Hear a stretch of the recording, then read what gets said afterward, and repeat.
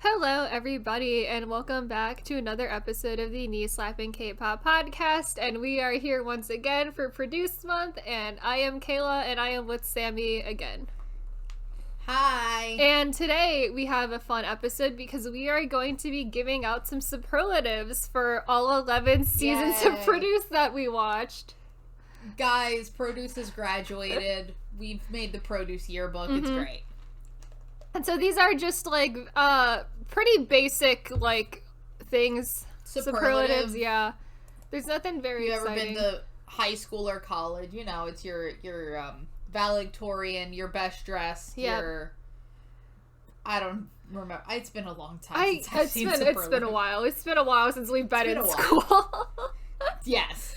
But, So we were gonna start it off by, this is not really a superlative, but we decided, because we're real into tier ranking recently, that we really are. Might as well tier rank all of the seasons, and these are specifically the seasons and their enjoyment to watch, and not so much the groups or anything. This has nothing to do with the group. The group tier list is very different. The group tier list is very different. This is entirely based on how much we enjoyed watching whatever season it was. Because we're into tier ranking 3 years after it's Exactly. Because that's how we are. We're 3 years behind the time. So, our S rank. So we have Idol Producer and Produce 101 Korea Season 2. Idol Producer doesn't have a logo, so just ignore the fact that the 9% logo is here. But that's Idol Producer. To work with. Look, I think that Produce Season 2, we've said it before. That was the Produce. peak. You're gonna watch a season of Korean Produce. If you want to watch the purest form of this show, if you want to watch, it has every trope. It has everything about the show that makes people enjoy it. Everything is in that season. Yes. Watch that season. And if you want the weirdest season of that show that goes off the rails and has its own everything, watch Idol Producer. It was so weird, but also it was such a fun time, and it had legitimately good performances and really good talented people. Oh, yeah. I think both of those seasons have some of the most talented people I've ever seen on the show. I mean, you watch season 2 and it's a who's who of current boy groups. Everyone is on that show. So everybody in K-pop, relevant in K-pop, was probably on that show. We were watching that, when we were doing this and making all of those bonus videos and just watching parts of that season, we're like, in performances that we were like, there's no one in this. We're like, it's that person. Here's a bunch of members of One Us. Yeah.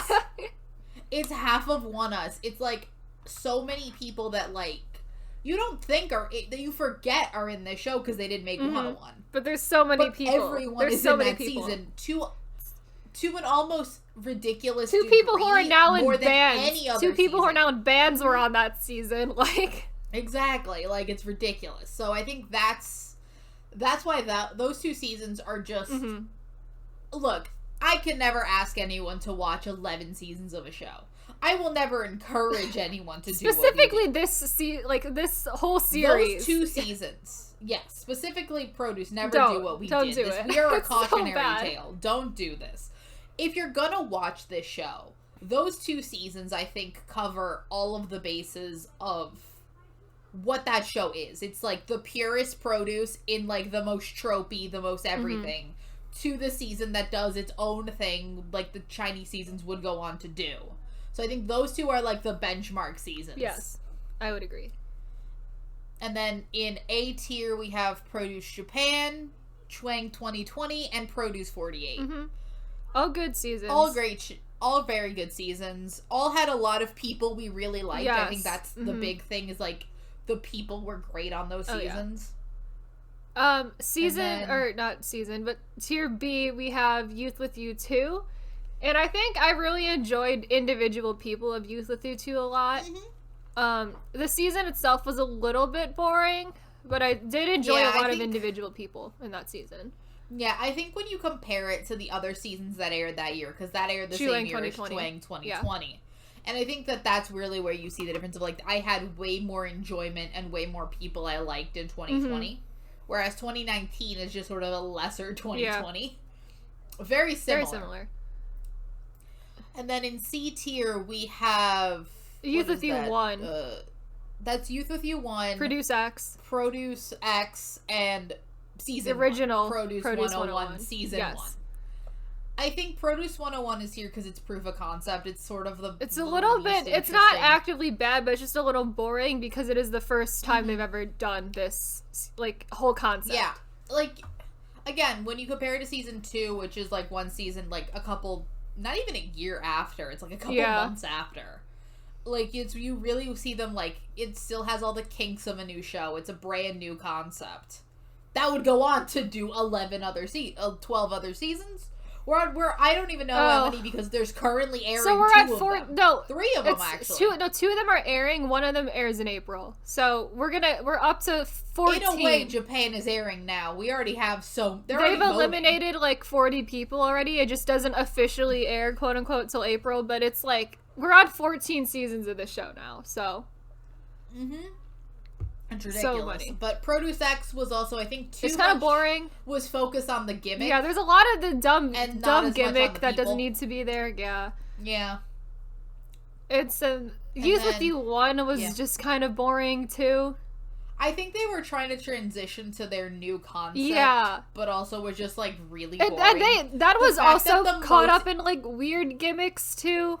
Because that's where you get the charity work and, like, the glass box and the old men. And it's just, like, there's too many things happening.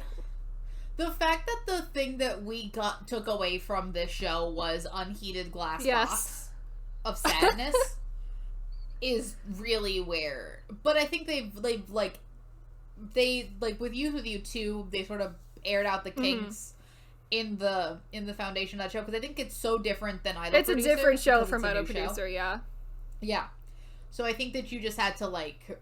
They were probably in that weird transition phase of, like, well, we can't do the same show, but we don't know where the show is gonna go. Exactly. It's like a weird halfway point between Idol Producer and what Youth With You 2 became.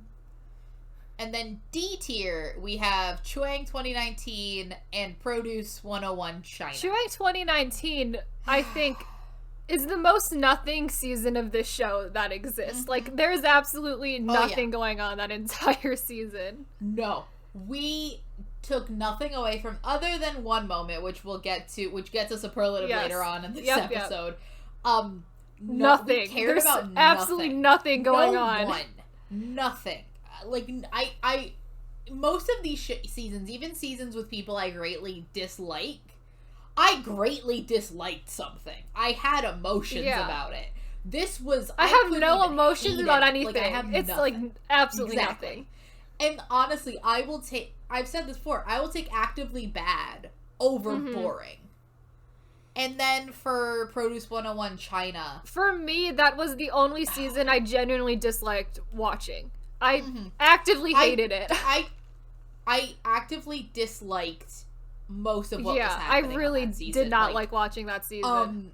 Except for one scene. I actively liked Tao calling I did like that. I did like the Tao call out. That was nice.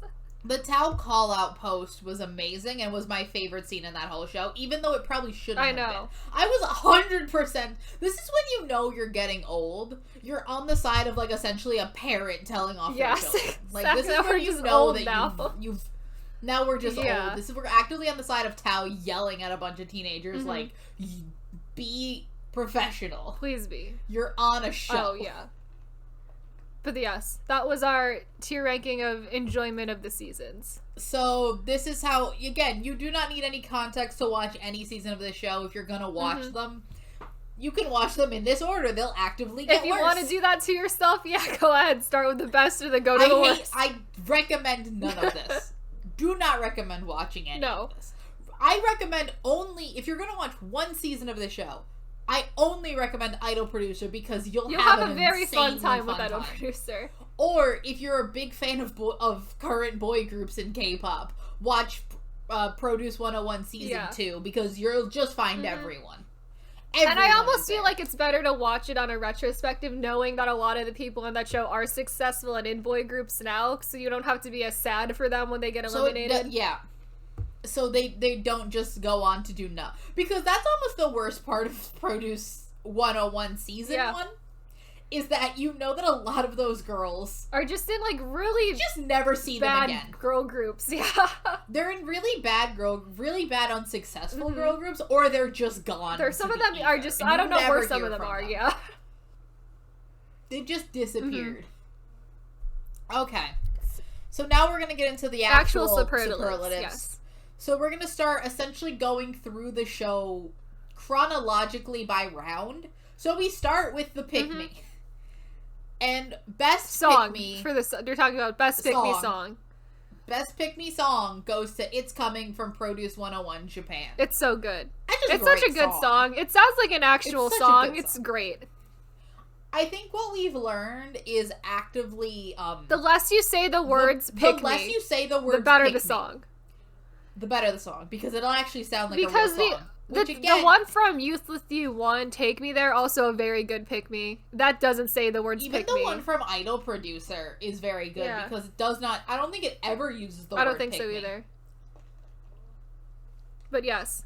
I think I think as the show went on, they started using Pick Me less, because it's essentially a played out concept by this point, which it is. Please stop saying that word, I hate it. And it almost sounds, if you used Pick Me now, I feel like it would sound like a parody of itself. Kind of, yeah. It would. So I think that It's Coming is very good. I'm excited because we haven't, when we're recording this, we've yet to see any of the 2021 Pick Me's. None of them have come out, and I'm very sad because I feel like the Pick Me's always come out like 3 months. I know, it's like I'm like waiting for the I'm like, where is it? Do we just not get a Pick Me this year? I want upset. Pick Me's. I especially want the Japan Pick Me because I like the first one so much. So yeah, you know we're gonna get the Japan Pick Me only because of COVID. Only after half of the kids have been eliminated. Yep. It's very sad, but that's exciting. And then for worst Pick Me, and we also included the this wouldn't change, so we also did include the Chwang 2019-2020 kind of Pick Me yogurt commercials, yes. Pick Me yogurt commercials, which, again, don't get it spoiled because they're not the worst Pick Me. The worst Pick Me is Pick Me from season 1. It's so garbage song, that song. It's the worst. It's... Like, I get it, it's the original, it's also not a good song. It's terrible. Oh, it's bad. I think that, like, it uses Pick Me too much. It's the same word over and over, and I also think they make those, I think this is a problem with a lot of songs where they're trying to just give it to a lot of girls.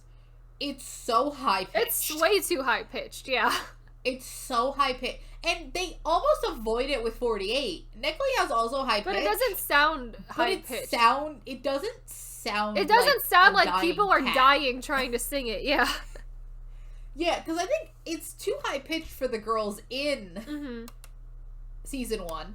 Yeah. And I don't know, it's just irritating. I know it's fucking iconic, I guess, but I don't care. It's just so bad. I can't listen to it. It's like one of the only Pick-Me's I just genuinely can't listen to. And the thing is, with a lot of these Pick-Me's is that they're good. Like, they're good at songs. Like, the group will perform them. Even when IOI performed it, I never liked Pick Me.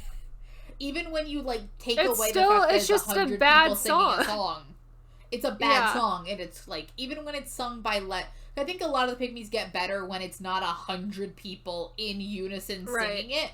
When it's, like, 10 people and you're fine. It's better. This one does not get better no matter who's singing it. No, it's generally just not good at all in any way. Yep. So for best Pick-Me center, we have boy who should have been actual center. Actual center of Produce Japan. Yes. Ren is amazing. He's the best. Ren is so like, the thing with a Pick Me center is, one, you get the most amount of screen time, but also, like, you have people, like, right behind you, and, like, you're in a triangle. It's not like you're the center and no one else is there. But, like, with a lot of centers, like, your eyes kind of drift sometimes. He holds your attention. He is just so good because his stage presence, charisma is so good, and it's it's like such a level above everyone else on that show too. That even the people, because I watched his fan cam for the Pick Me, and he's got like 3 people in the group surrounding him. Like, Takumi is there, Shion is there, and then fake Ong Sung-woo's there, and none of them are anywhere near as interesting as Ren is in that performance. And I think that, like, as the show goes on, people sort of, like, get better and their stage presence improves a lot, but he goes in already a full-fledged He is so good. And ready to debut. And I think it just adds to the fact that there, like, people in other seasons are like that, but not in Japan. Yeah. And people in Japan are at a tier below him, for sure. Oh, yeah. But also, like, these are kids off the street. It's a different kind of dynamic there. So then we go on to the worst pick-me center. Oh. This is... So we gave it to... We've made a bold statement. We did make a bold statement because we gave it to Daehui from season 2. The thing with Daehui is that I don't think... The thing with that season is that A class has a lot of people in it that could have been make better. The group or are almost in the group. Because you have, in that A class, you also have... Daniel, Ong Sung-woo. Daniel's there. Ong Sung-woo's there. And, like... Jihoon's in B, but... Jihoon's in B, but Jihoon is also probably the person that came out of that with the most amount He probably should have been the center of that song, Jihoon. Jihoon? Probably. He wasn't in A class, that was the problem. But if Jihoon would have been in A class, he would have been the center, because I think that he would be if Jihoon's the pick-me center, Jihoon might be the center of 101. The center of 101? Yeah. Yeah, probably. Missed opportunity there. This is why Daehui's the worst pick-me center, because we're talking about Jihoon. He's not interesting at all, really. No. And I think that, like, all the other centers have, like, something interesting about them. Season 1 was, what is her, oh my god, Mina? Yoojung, season 1. Yoojung. Sorry, but brain does not work today. She's a great dancer. Yes. And, like, she can dance to that song. Sakura has a stage presence there too. And then who was center for Dongpyo, who's a really good dancer. Yeah, he's a good dancer. And then you have Kun, you have Ren, you have all these other great dancers and people with stage presence who become pick-me centers.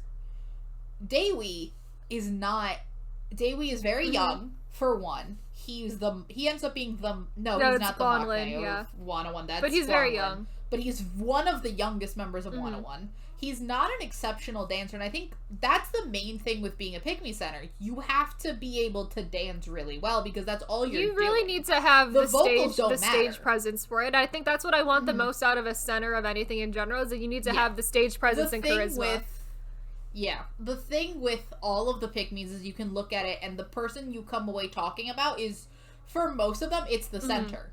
People really got into Ren through the center. Kun, Sakura, all of this is they became the focal point of in the beginning of their season. They were the person that people watched out for, and then other people came up and took notice. The thing with season 2 was that people came away from the pick-me talking about Daniel and talking about Jihoon. Who that wink he does, like Jihoon did one wink for it's 2 not seconds. It's like half a second. That wink's like the wink is like half a second long. We went back and watched it. Half a second. I went back after Jihoon became a thing, and I think we did this now. We were just like, let's go rewatch the wink. Let's go rewatch the wink. And then, like, you're watching I think we watched the whole performance, and we watched it, and we're, like, looking at different people, like, picking out people. We're like, oh, he's here. Oh, he's here. Oh, they're there. And then Jihoon with the wink, and we're like, that's the wink that made a career. That broke it. We loved it. And that's what happened. Because season 2 has so many other people in it that, like, people came away talking for one kid with a wink for half a second instead of the center who got on, like, a separate pedestal, like, rising into the air. And, like, even, not just him, but people talked about, I saw more people talking about, like, Samuel and Daniel because he had pink hair, really. Pink hair. And also, Samuel, because people knew him. And also, who is the, oh god, Woojin, I always forget the baby, his name, I feel the so really bad. Baby kid. The cute little baby kid, Woojin. Yeah. The kid that ends up in Eastlake. Like, that kid also, he's, like, adorable smile, and he's, like, right behind Daehui. And he's adorable. Daehui is just really overwhelmed by everything else happening in this song, so I think that's why we ended up putting him there. There's a lot to handle, and I think he's too young. Again, if Jihoon would have been an A class, I think he would have been the center. I think you're right. I think he makes him the center of the whole group at the end. Yeah. And I think that puts him. I think that just nudges out Daniel as the. Because those two dominated that season so completely, but in a way that you only really see in some of the other seasons where like one person will dominate. This is two people dominating. Them and JR. Show for JR. We'll get to JR. Oh boy, we'll get to JR. All right. So we gotta tier rank the centers. Or no, are we doing that now? Oh, now we've. Yeah, let's tier rank the centers. So we tier rank the centers, and this is the centers of the actual centers. Groups. Yes. The people that came in first place in their group. So you will see an obvious addition here immediately. So let's start with S class. So we have Kun from Idol Producer, best center. We say every time we say his name, best center. We also add best center, even on just conversations Kun, the two of us are having in private. Kun, best center, Kun. Like, he's best center. He's now hosting all the female seasons of that show because I guess they don't want him to. I guess that show is really committing to opposite sex host as to contestants. Yep, apparently. But he's great. He's the best center. Great solo stuff. He's best center. He really is very, and even in his personality, very caring, very sweet, best center. And then bonus 12th center, as in person who should have been the center. Really should have been the center. We were so. I was convinced. Okay, so the story here is that this was the only. Produce Japan was the only season we did not spoil ourselves on. We had no idea who was. We had. Again, it's a produce season. You always have an idea. That was the season that really started us down this rabbit hole, was watching Produce Japan. Because we genuinely watched a lot. The whole thing, yeah. The whole thing. And, we were so convinced because we were just like, this is the answer. He is the center. The answer's right. 2 + 2, 4. Ren is the center. Ren is center of group. Period. And the fun thing was we had also already seen J01's videos before this whole thing. Could not pick out a single person in the group. Yeah. Did not put 2 and 2 together of like, I feel like I knew people that weren't in the group because I feel like I would remember them. Like, I had a feeling like Yugo wasn't in the group because I don't remember see this like child in the group, Yeah, I don't remember seeing a child, but like maybe I'm wrong. Maybe he grew up in the last 6 months. I don't know. But, and then what was really fun, Lucas was sort of with us watching this, and he was like, let me know when you get to the finale. He was like, let me know when you get to the finale, and I'll watch it with you. Because Lucas had won and spoiled himself on all of it. He just went to fucking K-Profiles and just, like, read who was in the group because he was here while we were watching and just shouting names. And he was just like, oh boy. And we're just here, like, waiting for it to be announced. It's like, fake Ong Sung-woo and Ren are just, like, the 2 people on the... And we're like, oh, it's fake Ong Sung... It's Ren. Ren's the center. It's Ren. Ren is center. And we're just like, oh, come on, host. This is, like... Because, you know, it takes 5 years for them to announce anything. And then they say fake Ong Sung-woo's there. Like, excuse me, what? And Lucas just laughs. Dying in the corner. He's like, excuse me, what? So fake Ong Sung-woo is in C because he's not a bad center. He's incredibly boring, yeah.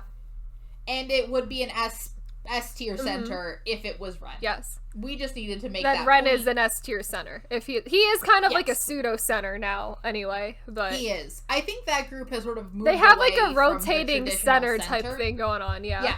They do what any group should do, which is the center is the person that fits the song best. Because it's kind of him. And Takumi is also kind of there. Takumi. Yeah, and then they kind of will give Tae Gong Sung-woo some center time depending on the song. Like, it rotates a bit more. Which I think is good, because I think having one person try to be the center for every song, especially in a permanent group, seems like a lot. So in A class, A tier. Let's call it A class, yeah. A class, we have Curly's Curly. Really good.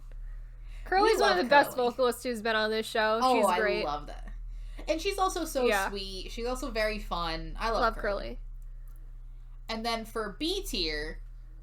So this is we have Wenhan from Youth With You 1, and we have Meikui from Produce China 101, and Johan from X1.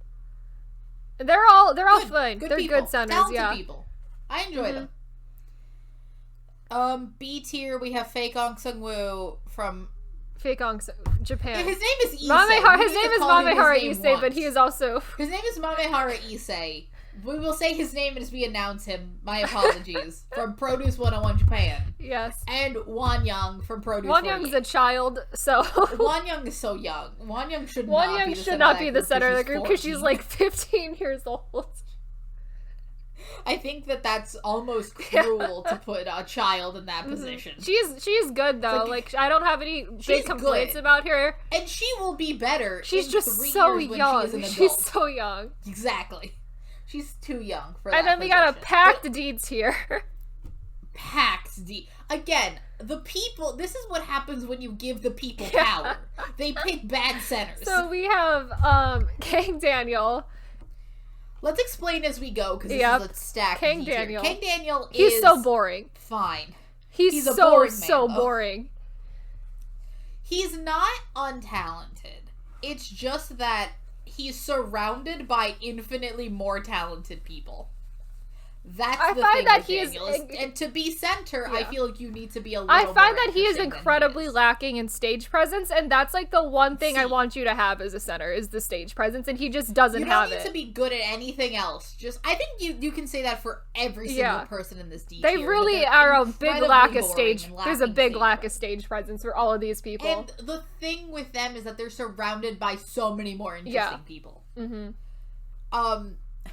I can't even remember this kid's name. He's so boring. Like Chuang 2019 center boy. His name is Vin Zhao. That's one of his. He has multiple names. I don't care about this kid at all. He's just not. Again, he's the most boring center from the most boring season of that show. I don't remember anything about that season or him. He's got also bad hair always. Like he's got the worst hair of any center, maybe any person. He's got horrible hair. Look, since Little Ghost cut off them dreads. Yes. By far. Little Ghost without dreads. Yeah, maybe. This kid beats for worse hair. Even Little Ghost with honestly, dreads, because he's got really bad hair. Like it's a competition. Like Little Ghost with dreads and this kid's just general hair. Yes. Like it's you're at a competition there, and I did not expect anyone to beat Little Ghost with dreads, but here we are. Yeah. Here we are. And then we have Somi from season 1. Season 1's just getting beat up. I think it's because season 1 really is the proof of concept season, and everything after it has just been more interesting and better. My thing with Somi is that Somi's surrounded by people that are more interesting than her. For sure. Better stage present than her, and go on to do better things. Somi needed to grow up. Somi's got the same her problem. Personality, just the fact that she's got 15. the same problem as Wanyang, where she was like a child. She was the Maknae, and she was a child. So, yeah, if you're a child, it's hard to have stage presence when you're a child and have been alive for. I think she was 16, I think, or something. When the show ended, probably that seems right. I also don't remember her name. I think it's like Yushin. From Youth with You 2. She's got the same problem with like all these other people where she doesn't have the stage presence and everyone else around here is just better. Oh, she is surrounded so many other talented people in that group. And I think that's almost the worst part about the 9 as a group is that they have to like make it around her and she's a rapper. Yeah. The what you'll find about this D tier is that they're all rappers for one. I just realized that we got all the rappers in the bottom tier. I think generally having a rapper as your center is a bad idea. Bad idea. Because you have to focus all of your group around that having a rapper. Which I think infinitely makes it less... You're limited. You really are. And also, like, it's limiting. But also, like, she's... infinitely more interesting people. So there's I think about 3 or 4 members of that group who I think are infinitely better centers. There are rappers I would rather be the center of the 9 than Shaking is a better center. Shaking. Baby Monster, Snow Kiki, like any one of them, better center. Kiki. Oh my god, infinitely more interesting. There's I think of only 2 people who I think she's a better center than. True. But so that's our center ranking. Then we go to auditions. Yes. Who had the best audition in all of Produce? And we actually have nominees. We do have nominees. So yeah, we do start having nominees now. So for some of these categories at least. For some of them. So we have Hotshot from season 2. They had a fun. It was fun. Good. I enjoyed that. We have Jellyfish from season 1, which had Sejong. Sejong, Mina, and Na-young. Mina. That was very good. Yeah, that was very Mina, essentially. Was that what that is? Essentially. I just realized, that is. We have Chungha from season 1, which this almost won. It did almost win. Because it is the most influential audition in all of this show.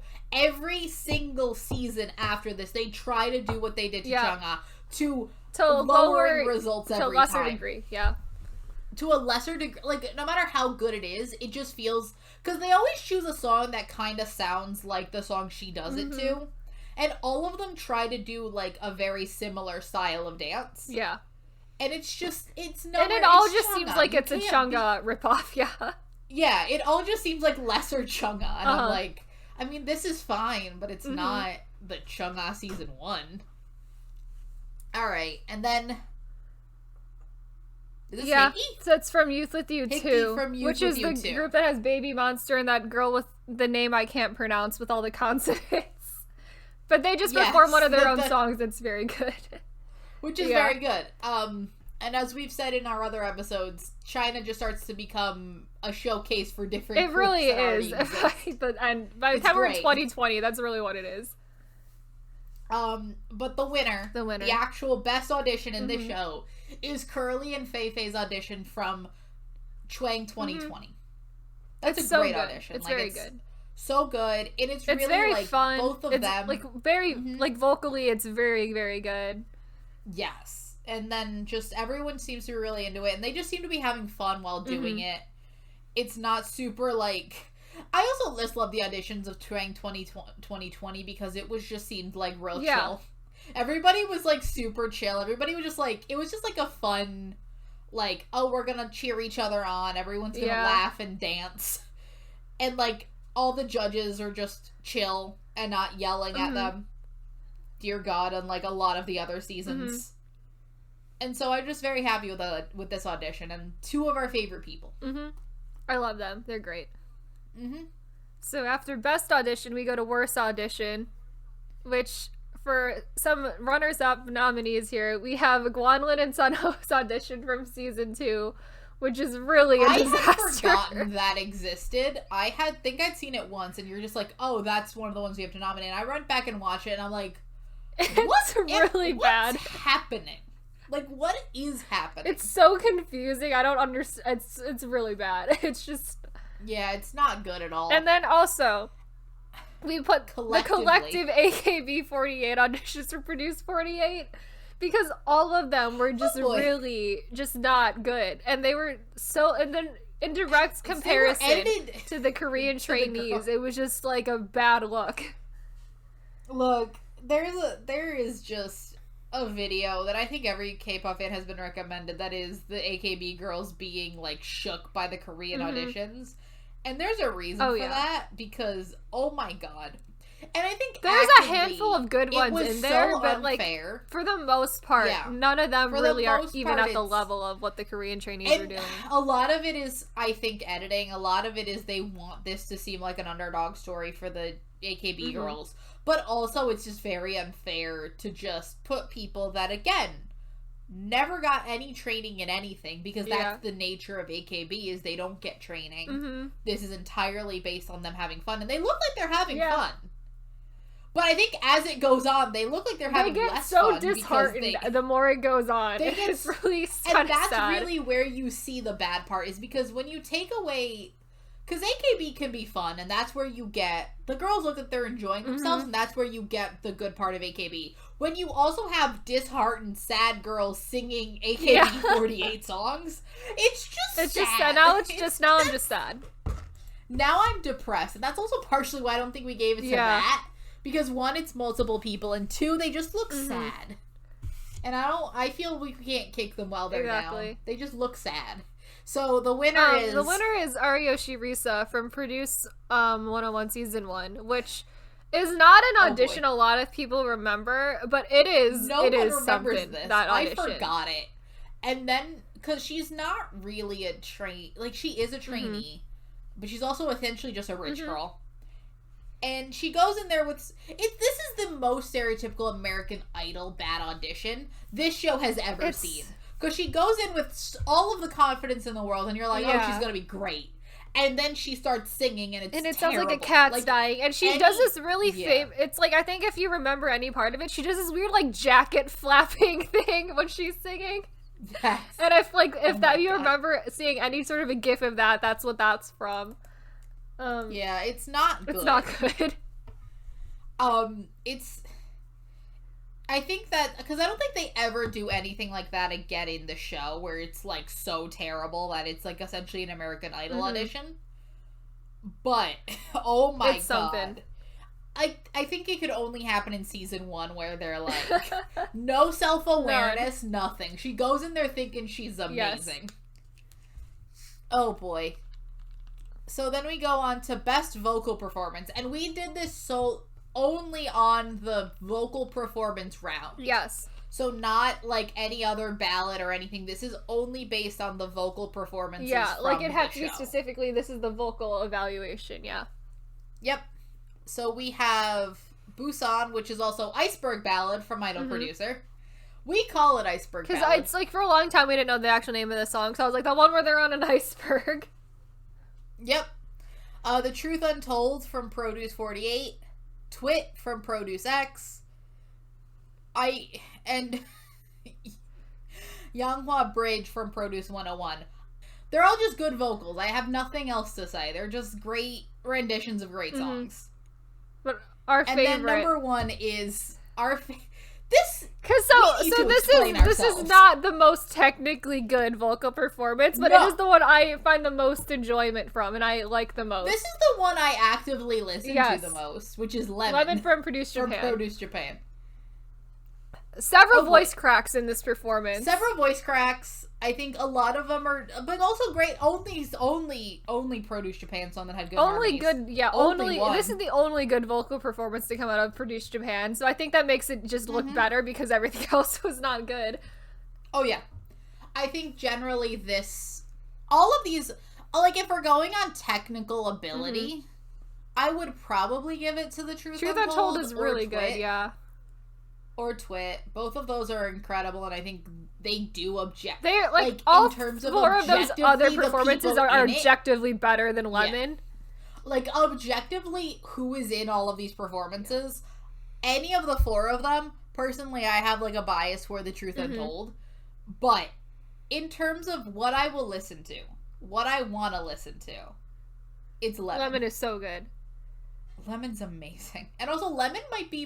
Lemon also made me want to go back and listen to that like the original version of the song, which is also very good. So it is really good.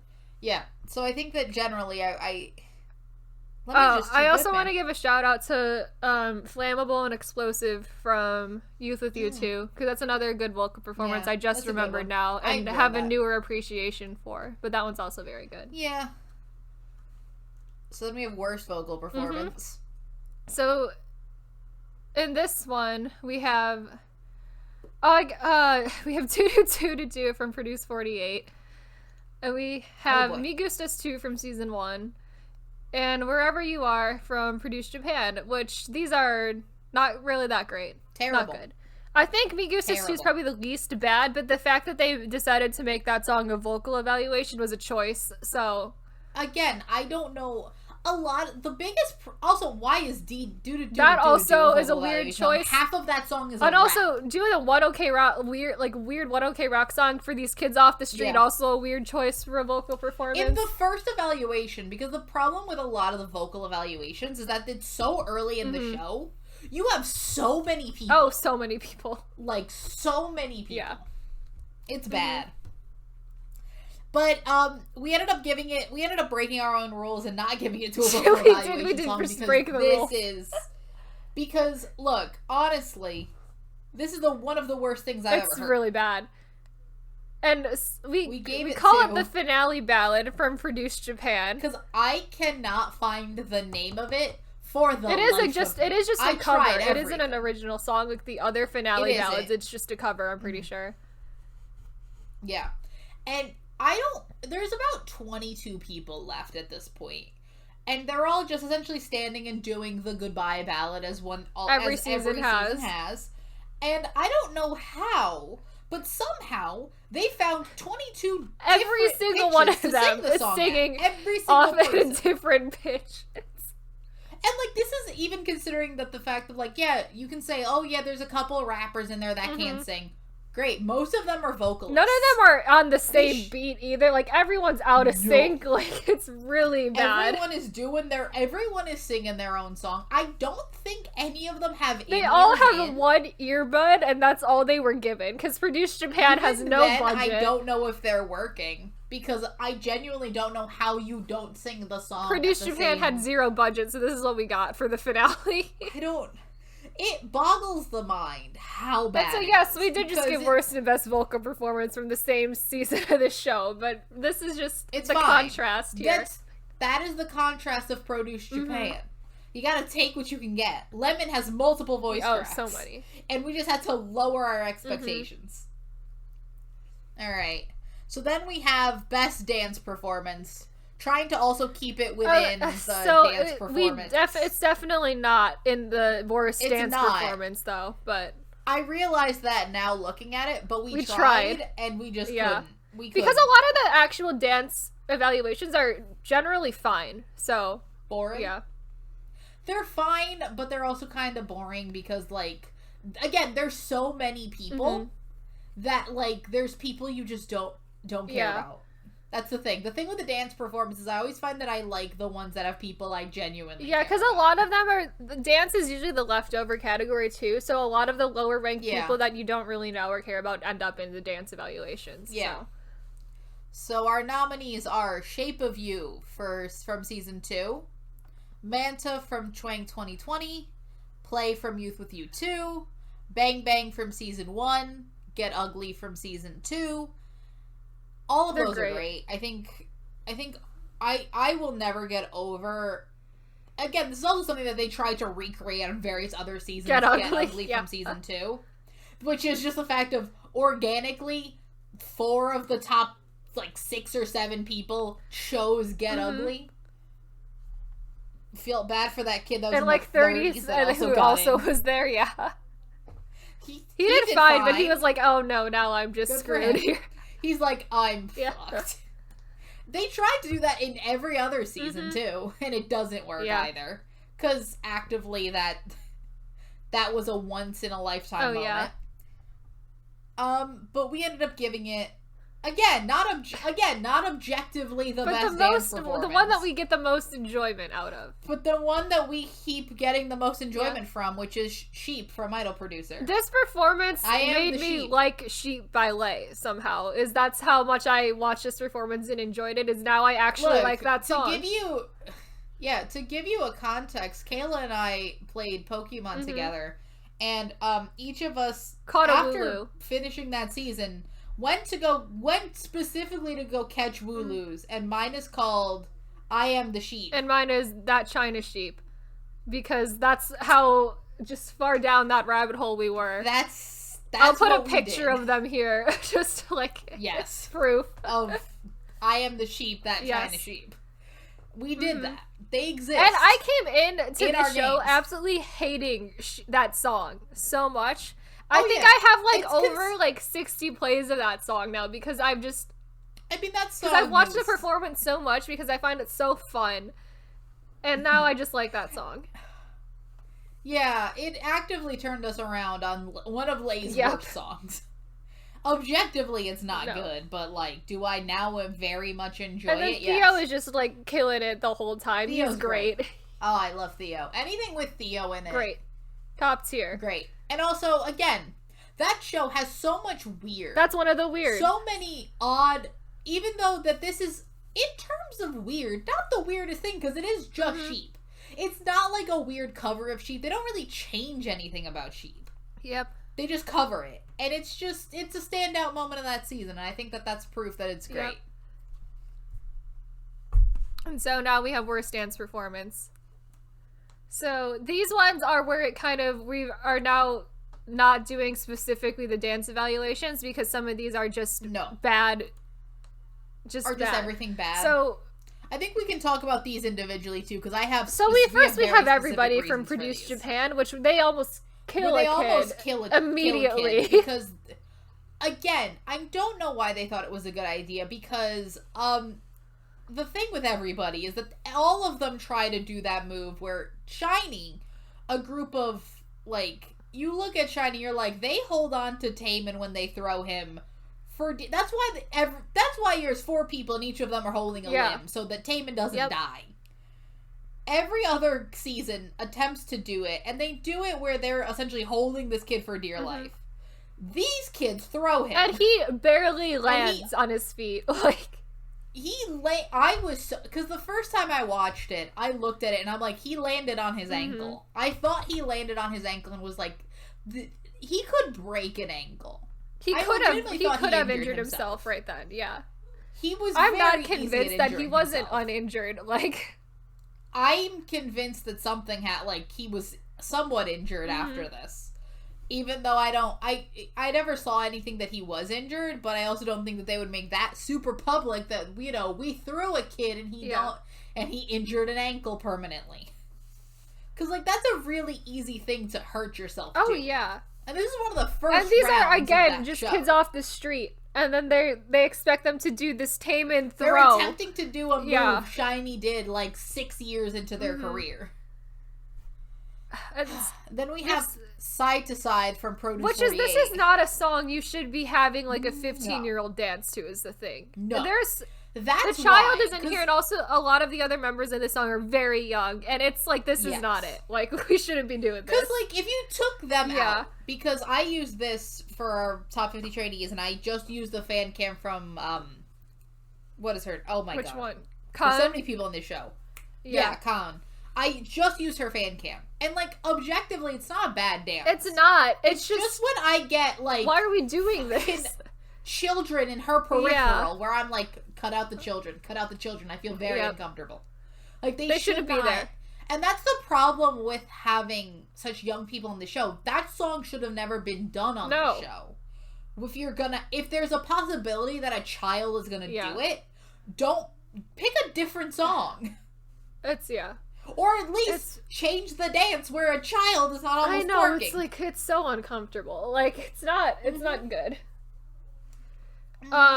It's not. I don't remember what season this is from. Me Too. Is that from Q1? I think. Let me check. I think so. Because this is where they no, this isn't where it was in the same round. No, Idol Producer. Idol Producer. It's Idol Producer. Because it's a very bad it's a weird performance. They got the jackets. It's a lot. And then we have Get Ugly, also from Idol Producer. Yep. Either one, because there's a Team A and a Team B. Both of them are shit. And it's really just comparing it to season 2. Yeah. It's not nearly even, it's not even close to the level of that they were at in season 2, so. Oh yeah. And there are 2 of them. There are 2 of them and they're both equally bad. They're both terrible. Oh yeah, they're equally bad. And worst dance performance, we have Boombaya Team 2, I think it's Team 2, from Produce 48. And this is one of the generally worst performances to ever be on this show. It is very bad. One of the worst things I've ever heard. It's so bad. Every aspect of it is bad, and this is also the group that won that round too, and it's mind-blowing. I don't understand. This performance was a big source of drama on Produce 48 for really stupid reasons. And it's because this was a lot of F-ranked, like, Japanese trainees were in that group.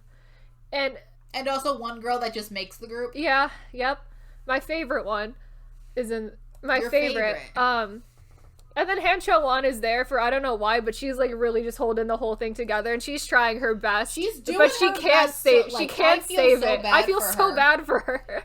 I feel so bad for her because she's actually doing a decent job at this. She's the only reason that group even had like any semblance of coherent performances because of her, and it's just like she was doing her best. But her best was also, like, attempting to bring up these other 5 people who are just, like, not, like, they don't want to be there. They're all sad because they were picked last and they're doing the song that they don't like or they don't think they fit the concept for, and they don't.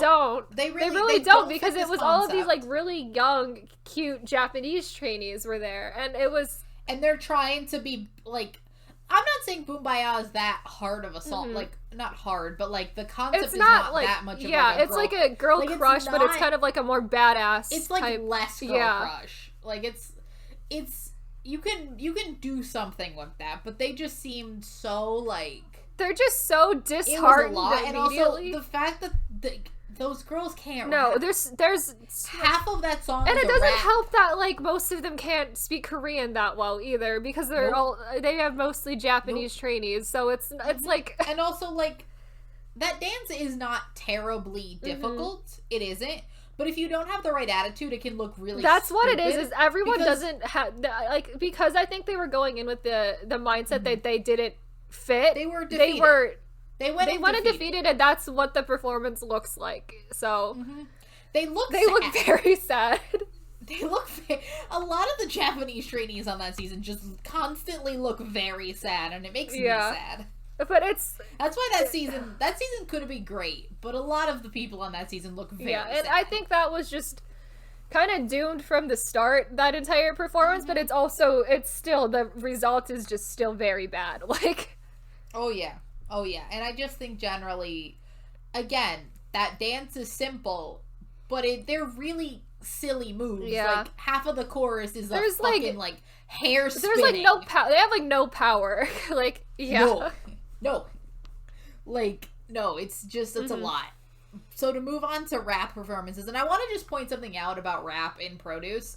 As the seasons have gone on, they've done less and less rap as the season goes on. Less and less rap. And I think that there's a very good reason for that. Yep. Because the rap is so mixed in this whole show. Yeah. Even the good rap. You just get people in it that I'm like, why are you rapping? What are you doing? Why are you rapping? What is happening? So for best rap, we have very good / artist from Idol Producer, both of which are just not the song but that they're fine covering, rap performances. But they got good rappers in it. Like, they're good rappers. You're just not performing the song that I'm being told is being performed. You Look Good from season 1. Who You from season 2. And Turtle Ship from season 1. Weirdly, there's... Why are we doing songs from Show Me the Money? Two of them are songs from Show Me the Money. Why? Why are we doing songs from Show Me the Money on a Produce? But again, Turtle Ship is really good performance. You Look Good's a very good performance. Even with them cutting out an entire person, other three of them are doing great. I was just jamming. The other 3 of them are doing great. I was just jamming to that song. But the editing makes me feel like I'm having, like, the editing makes me feel like I'm on E, because it's so frenetic. Oh yeah, the editing's like, a lot. You're cutting every 2 seconds to try to, like, crop out this other person. Which is very funny, and also, don't look up why that guy got canceled. He was canceled for a very good reason. Bad reasons. Very good reasons to be canceled. It's very bad things that he did, Yeah. And so number 1 is a performance that sort of changed our lives. It really has. It's sort of the reason we did this. Yeah, no way. So I think we had to give it best rap performance. It's Papillon from Idol Producer. This is just it has 4 of our favorite people. Just amazing people. If you look at our top 50 all trainees, 4 of them are there. All 4 of them are in the top 15. Yeah.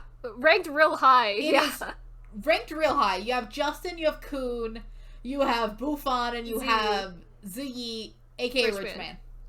I love all of them so much. Just they like thriving. Kill this performance. They kill so it. much. And I'm just like, this is how you use a child. Because Justin's a child. Yeah, but he's like, he's like doing it, but he's not like inappropriate. Like, yeah, this is how you use a child. Because Papillon is a weird song. It's a weird song. Unfortunately, the same thing did not happen with Papillon that happened with us in Sheep, because we didn't like Papillon, and I don't really because like Papillon. Jackson doesn't rap it well. Yeah, but this version of Papillon, very good. Chef's Kiss, so good. One of the best things that came out of that season. So good.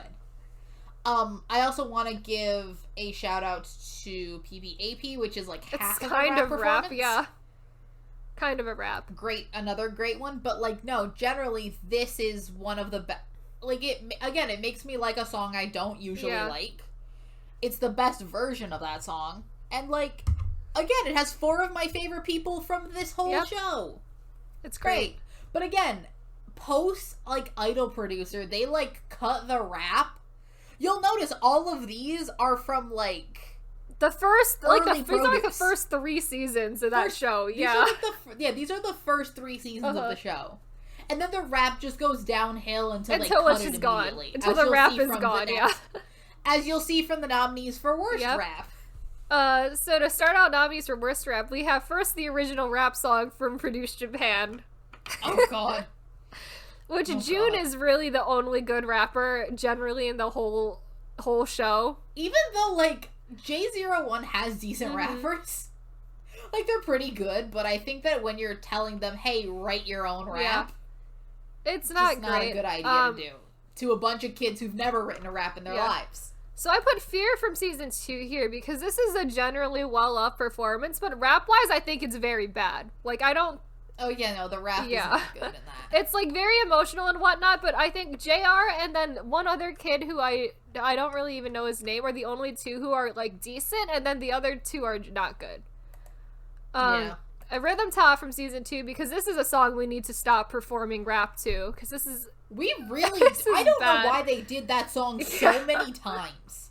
They realized that the first time didn't work out. And then we're gonna do it again, and it's still bad the second time. In the next season. Still bad. Like, it's not good. It's a bad song. Also, there's so many... I just want to point out that there's so many... if you're gonna do an icon song, Anthem is a full rap song with 2 rappers Rhythm Ta, though. If you want to do icon... Why are we doing Rhythm Ta twice when every icon song is just full of rap? So then we have Turtle Ship for Produce X because apparently someone thought it was a good idea to let's perform Turtle Ship again and let's make it half a dance performance as well. It's bad. The rapping is bad and the dancing is also very bad, but I didn't know what they expected these kids to do to Turtle Ship dancing. Both. Yeah, how do you dance? Like, when you said, oh, this is a dance performance, I'm like, how do you dance to Turtle Ship? And then I looked at it and I'm like, you don't. You dance badly to Turtle Ship. And so that was just a bad decisions all around were made for that. Bad choices were made and people then for worst rap. Not the kids, but whoever made them do that and thought that was a good idea they would just set those kids up for failure immediately. There's a lot of performances in this show where I'm like, whoever decided this set these kids up for failure. Like, you know who else were set up for failure but thrived, though? PPAP. Oh, yeah. Set up for failure. Thrived, though. But thrived. I don't know. It is against all of the odds. But a lot of these performances, the original song, Fear, Rhythm Ta, all of these kids were set up for failure. And then worst rap performance, we have Rhythm Ta from season 1, the first time they did it, because that is very, very bad. Again, I don't know how after this performance we thought it was a good idea to try do it again, but apparently that's what they got. Let's just do it one more time. And the girl who's the worst at rapping is the one who wins the song too, which is also bad. I don't... This entire show, man, decisions are sometimes made where I'm like, did we listen to the same songs? Was this different? I know, and I'm just like, something else was happening here, apparently. But anyway. So then we go on to Best Original Song. Yeah. We're going to go through these really quick. We have a full video on it, where it will be spoiled there, songs. So our Best Original Song is Which is very basic, but very good song. Yeah, it's the most basic answer we have. But I think after watching 11 seasons, there's a reason it's a basic answer. It's a very good song, yeah. And then... So in that video, our worst song is technically Pick Me, but since we are not using that again, it's Light Orange Island from... Youth With You 2. Is that Youth With You 2? Yeah. It's very weird. It's a very bad song, and it's also very weird. The concept of it is lazy sexy, which is an oxymoron, I think, in my mind. Because it is not. It sounds too try hard to be lazy and to unsexy. It's one of the most unsexy things I've ever heard. It's very weird. It's everything about it is just like not working. It's like it's just a failure. It's like all around. The concept, the song, like all of it's like not good. It's very bad. So then we have Idol Producer and Youth With You 1 and 2 do mentor performances if people are not as familiar with those seasons.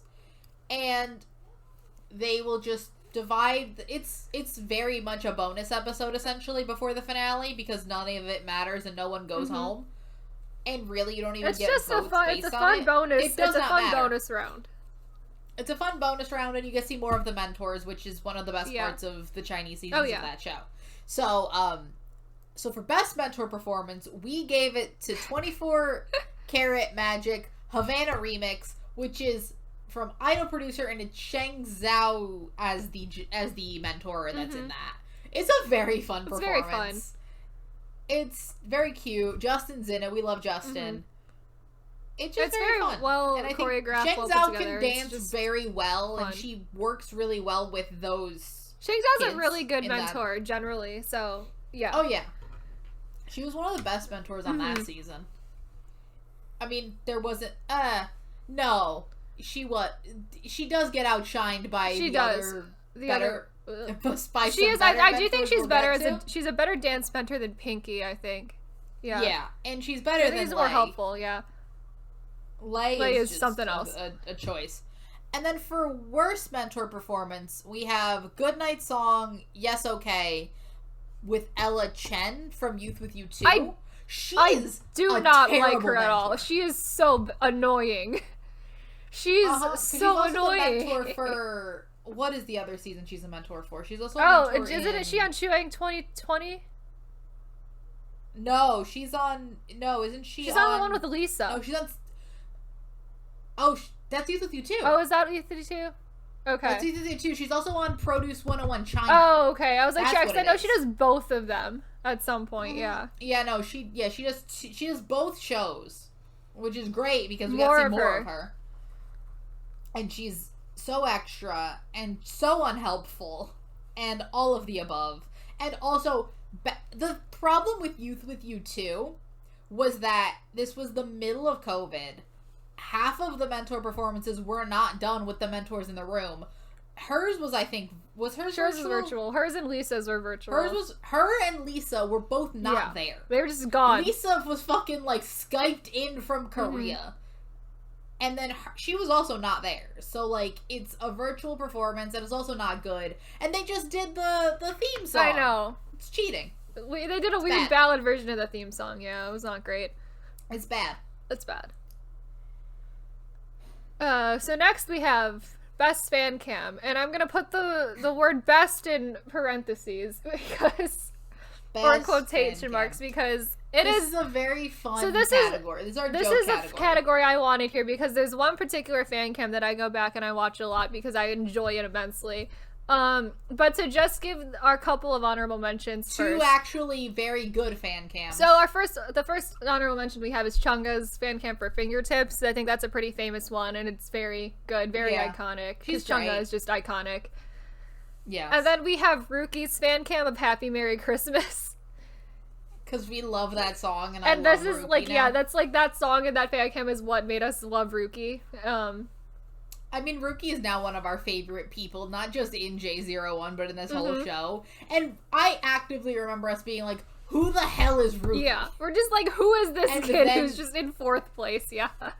And then we turn, like, now I love him. We're like, we're full on the Rookie train. And then we're giving quotation marks best fan cam to Kim Min-kyu's 7 Cents fan cam because this is genuinely. I think you need to explain who Kim Min-kyu is. So Kim Min-kyu is a jellyfish trainee. He came in 12th place on Produce X, so he was almost in the group and would have been in the group had it not been for that X twist. But you know what? Who even knows? Because that group was so vote manipulated that who actually knows? He might have been in that group. Who knows? Man? And he's like he was a host in the music show, so he's doing pretty well now. He's not in any groups yet. Good for him. But Kim Min-kyu has this 7 Cents fan cam.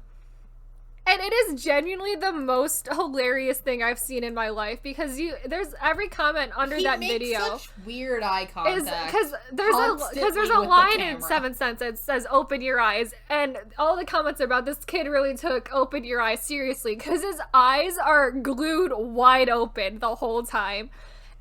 I felt like he was looking at me. Terrified. If this was like he looks terrified to be there. He looks genuinely terrified, but also like he's trying to like suck out my soul. And he like does not move his neck at all the entire time he dances.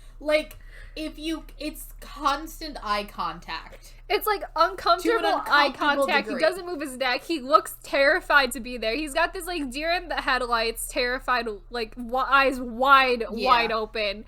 And the thing that really gets me about it is at no other point on this show is he that bad.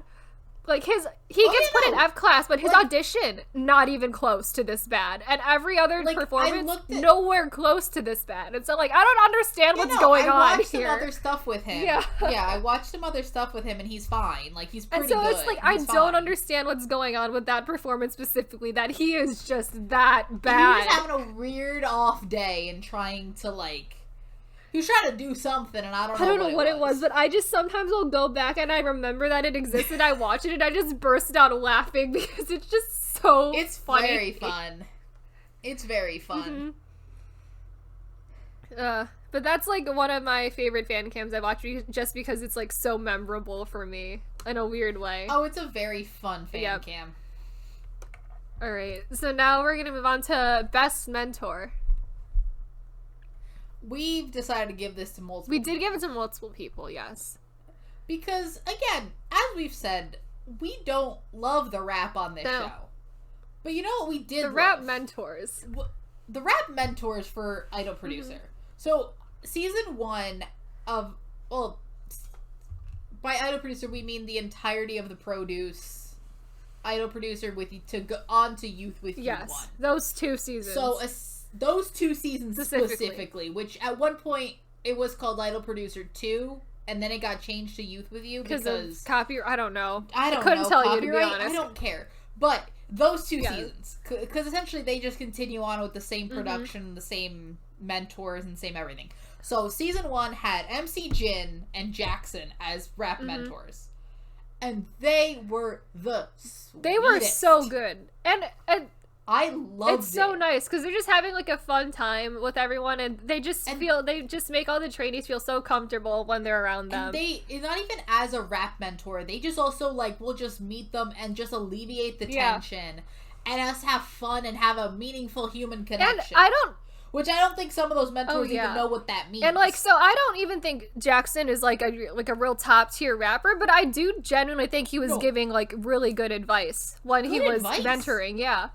Because when he was mentoring Cappy on Team, he was, like, telling Justin, it was, like, more about, like, you have to have, like, a certain, like, vibe or a feeling, and he was giving, like, actually, like, very helpful advice all this time he's mentoring. Trust me, after watching 11 seasons of the show, good advice is a rarity on these shows, because what you get is just a lot of them just saying, like, you're not doing it correct, just not giving advice, and... I want to give other, I think that's really what the Chinese seasons excel at, because what we've noticed is that they have mentors that give them decent advice, even Ming Hao's really good, in Youth with You 1, he gives them, it's the first time I've seen them actually give advice on, like, your dancers, this is how you don't injure yourself doing, it's not so much do this move and you're not doing it right, it's do this move, but don't do it the way you're doing it, because you're gonna hurt yourself. I also want to give a shout out to I think his name is Lee Ronghao. He's the vocal mentor. He essentially teaches the F class trainees like how to sing. He is fantastic. And it's genuinely like watching that bit of it in Idol Producer was just like genuinely heartwarming. Yeah. Because you could tell these kids are trying, and like that's the thing. A lot of times with F class, they'll just sort of like throw them there, and he had cares. Like so much patience. Did a one-on-one with every single F class with like a group of like 3 of them at a time. Because I think on some of the seasons, what do they do with like a bunch of those classes? They just have them all sing it at the same time. But he was great. Cute. Oh, he's great. I think except for one, all of the idol producer mentors gave good advice. Even like I know we rag on Pinky and Shang Zhao because they're not great dance mentors, but both of them gave good advice. Yeah, they give great advice. I also want to give a shout out to Tao and Luhan. Oh, Tao and Luhan. Especially like Tao just gives them great life advice. Like I know we said about the yelling of the first time. That's just life advice. Like that's just good life advice of how to be good people, man. They're also great. Oh, but then I also want to give a shout out to a Korean host, to a Korean judge. Hongki's one of the only like good Korean like mentors, I think. Because Hongki does not care about. He'll just tell you the truth, good or bad. And I think that you need more of that in the Korean seasons. Because I think a lot of the other seasons, they try to sugarcoat things in a way. But he's just like, I'm in a band. I don't need this reputation. Oh, and also because we're giving it to MC Jin and Jackson, and then in season 2, Youth with You 1, it's MC Jin and After Journey, and After Journey is like an amazingly sweet person. So the thing with After Journey is this like giant man. He's large, but he's like so gentle and so sweet, and like we were just like, who is this man? Because he looks like he's going to take this a little too seriously and just be very on a different vibe than what the season is. And also that these are idol rappers, because I think he is an actual rapper, like an actual professional rapper. And, like, it's just so sweet. He's so nice. He's so nice. He's just vibing, like, in the corner the whole time he's listening to people perform. For everything. Even, like, non-rap performances, you can just see him having a great time. I think they use it as a way to cover up logos on his stuff, or like maybe that's just a thing he does. He's got this very cute cartoon flower. It's like a plush rainbow flower that he just wears all the time. It's very cute. It's so sweet. And I'm just like, you're the rap mentors. Why are you the nicest people on this show? Yeah. I think I want to just give it as a tie. Like, we're giving it specifically to MC Jin, After Journey, and Jackson. They are the best mentors. But all the other people that we gave an honorable mention to, they're also great. So then we have the worst mentor. This was not a contest. It's Lay. Lay is very bad. The whole show.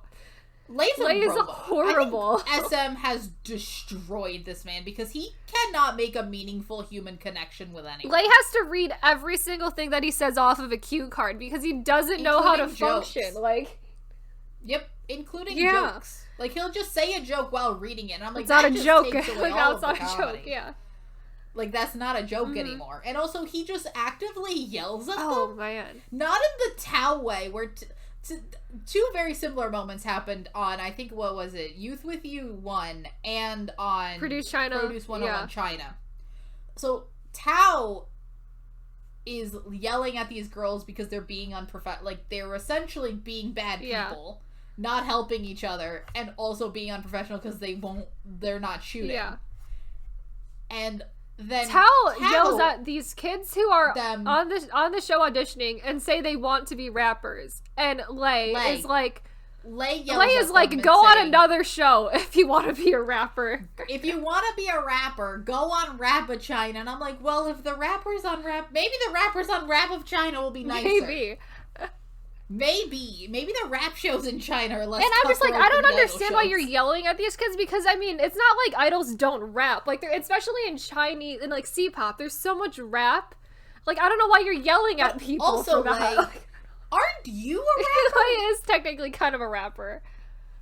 Lay was not. I don't know what Lay even did in EXO. It's been so long.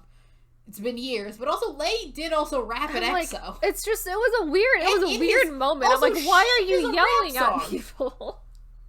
For no good reason. Like, there's a reason to yell, and there's a reason to be like relax yourself a little bit, and then like the other mentors around him are so good. Because he's on the season with MC Jin and After Journey and all of these great people where you're like, what are you doing? Why are you doing around these kids? Why are we doing this? And I think by the time he got to season 2, Lei was given, like, way too much power, and also is just on a power trip. I mean, Lei also, like, changes these kids' ranks arbitrarily and is allowed and just allowed to move people by himself alone. Yeah, and I'm just like, why are we giving him this much power? Because during the Pick Me audition, not the Pick Me audition, during the Pick Me, rehearsal, yeah. Like, one of the final rehearsal, he's like, oh, can I just switch around? He asked production, can I just switch around some people that I think should be switched? And they just let him. And they just does let him do that. I was like, what? What are we doing? Also, arbitrarily, those kids had to learn a different, like, in different spots. And I'm like, what are we doing? Like, this just seems excessively too much power for this one person. So then we're moving on to the hosts. Best host is Tao. We've spoken about him a lot when we compare him to Lei. I enjoy Tao so much as a host. Oh, Tao is so good on this show. Because he does Produce 101 China and he does Chuang 2020. Both of which he is just so sweet and just genuinely gives good advice. And is so encouraging. He's very, it's like he is doing like the exact opposite of what Lei was as a host, where Tao is able to form like genuine human connections to like the people who are on the show, which is great. That's why he left SM. He didn't want to be turned into a robot. He got out of there early. Exactly. It's great. I love him in this show. He's really, it made me, I never was the biggest Tao fan. This made me a much bigger Tao fan. Tao was, I know, I wasn't ever also a big Tao fan, but I saw him on the show and I was like, Tao is actually great. Like, he's amazing. I love Tao. I want to give a quick shout out to, I think Lee Dongluk and Lee Sengi on Produce 48 and Produce X were also very good hosts. Oh yeah, they're the two of them specifically, I think, were very good at interacting with the trainees well and like having just a fun time. And also not being super Lee Dongluk especially, I think was very good. He was a good host. Yeah. And then we have the worst host.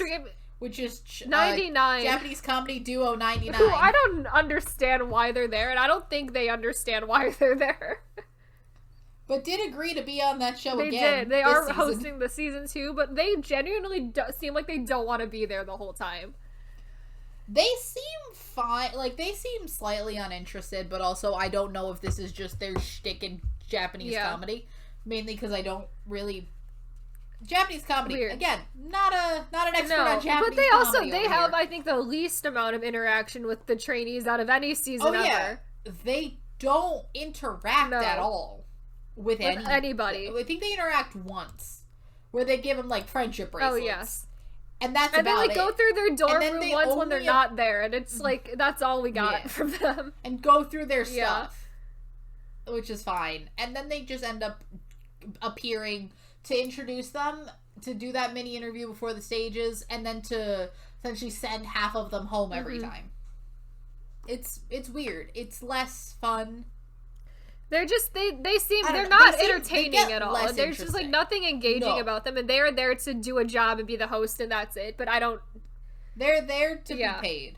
But I can also say that a lot with the mentors of that season too. They're there to do their job. Because none of them are helpful in the slightest. Also not engaging. Again, there's a reason this is the first time we've mentioned them on good or bad hosts, good or bad mentors or hosts or anything.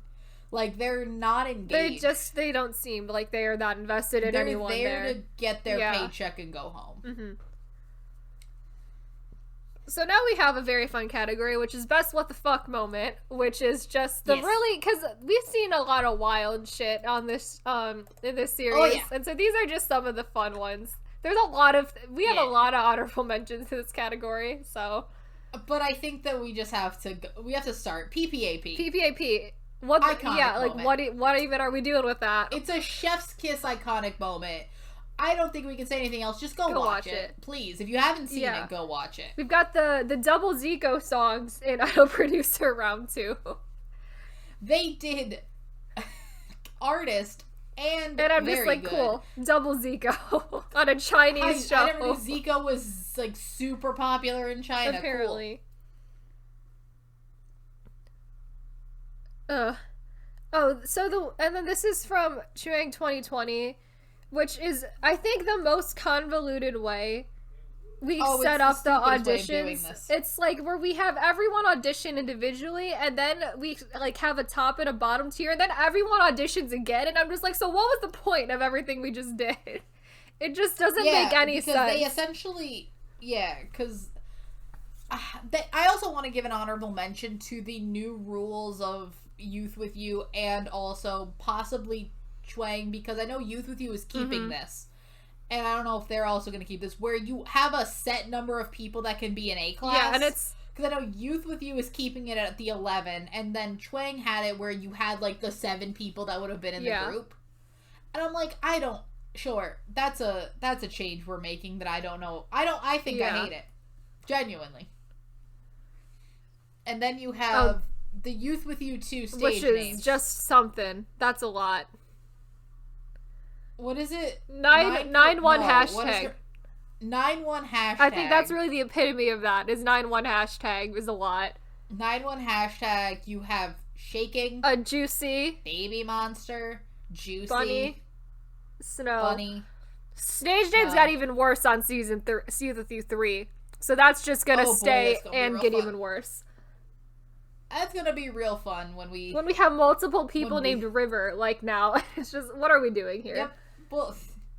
We'll get to that when we end up watching those seasons. Inevitably, yes. Inevitably. Then we have the Ball Pit from Chwang 2019. No, wasn't that Youth With You 1? No, that's Youth With You 1. Sorry. Youth With You 1, which is the only interesting part of that show, was when they just gave these kids a ball pit. And was like, great, you must... They're playing like a weird mini game for there's like, we have to transfer these presents from this end of the ball pit to the other end of the ball pit, and then we'll give them out to the fans, I think is what it was. Yep. My favorite thing will always be them just like not realizing how deep apparently the ball pit was way deeper than what they expected. But it's also a clear pool, and they were standing outside of it, and they saw how big it was. And they continuously jump into it and are surprised by saying, I'm like... Apparently they have no idea how deep the ball pit is. Even if they've already been in the ball pit. I was so scared one of them was going to injure themselves.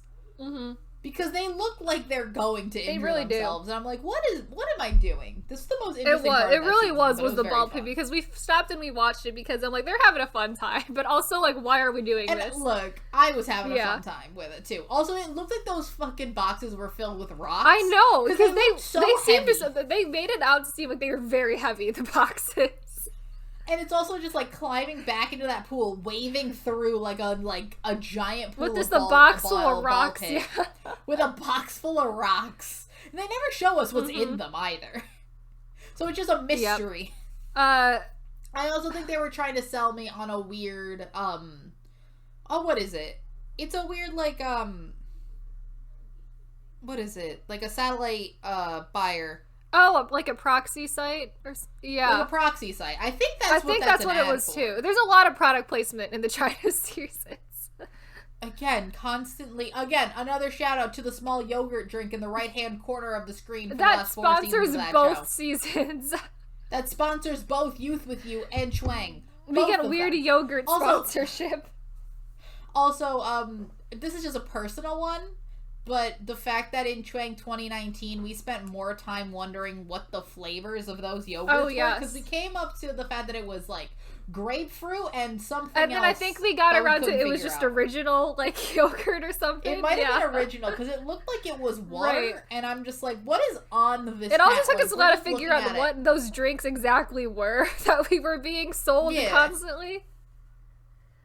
But yes, I mean, it did make me like, I think after like 50 have that product, I was curious, like, mate, what if they're good? It only took 50 hours. Then we have the tea party from Youth With You 2, because the first episode of that is just a tea party. I don't know why we're having a tea party, but we're having a tea party. Yep. The show does not start with an audition. No. It starts with them all walking into a large banquet-style table. It's one very long table. Like 100... Like, everyone is just at one long table. With the judges there. Just there. Also sitting at this table. And it's just It's real awkward also because Lisa, it's the first time we realized that Lisa can't speak Chinese at all, so they can't communicate with Lisa, essentially. No, they're just attempting to, like, speak English to Lisa, and, like, I don't know how Lisa does not also seem to have a translator in her I don't know why they didn't give her a translator. I don't think At no point in time does she seem to have, like, an actual translator, which is weird. Which is odd.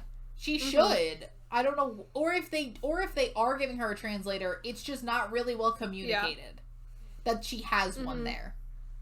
Then we have the princess dresses from Chwang 2020, which was we had this weird like family reunion type thing where everyone got to dress up in a princess dress, like a princess, and then got messages from their parents. It was very weird. And also their parents were some of there. About half the parents were there, and then some of the parents were not there.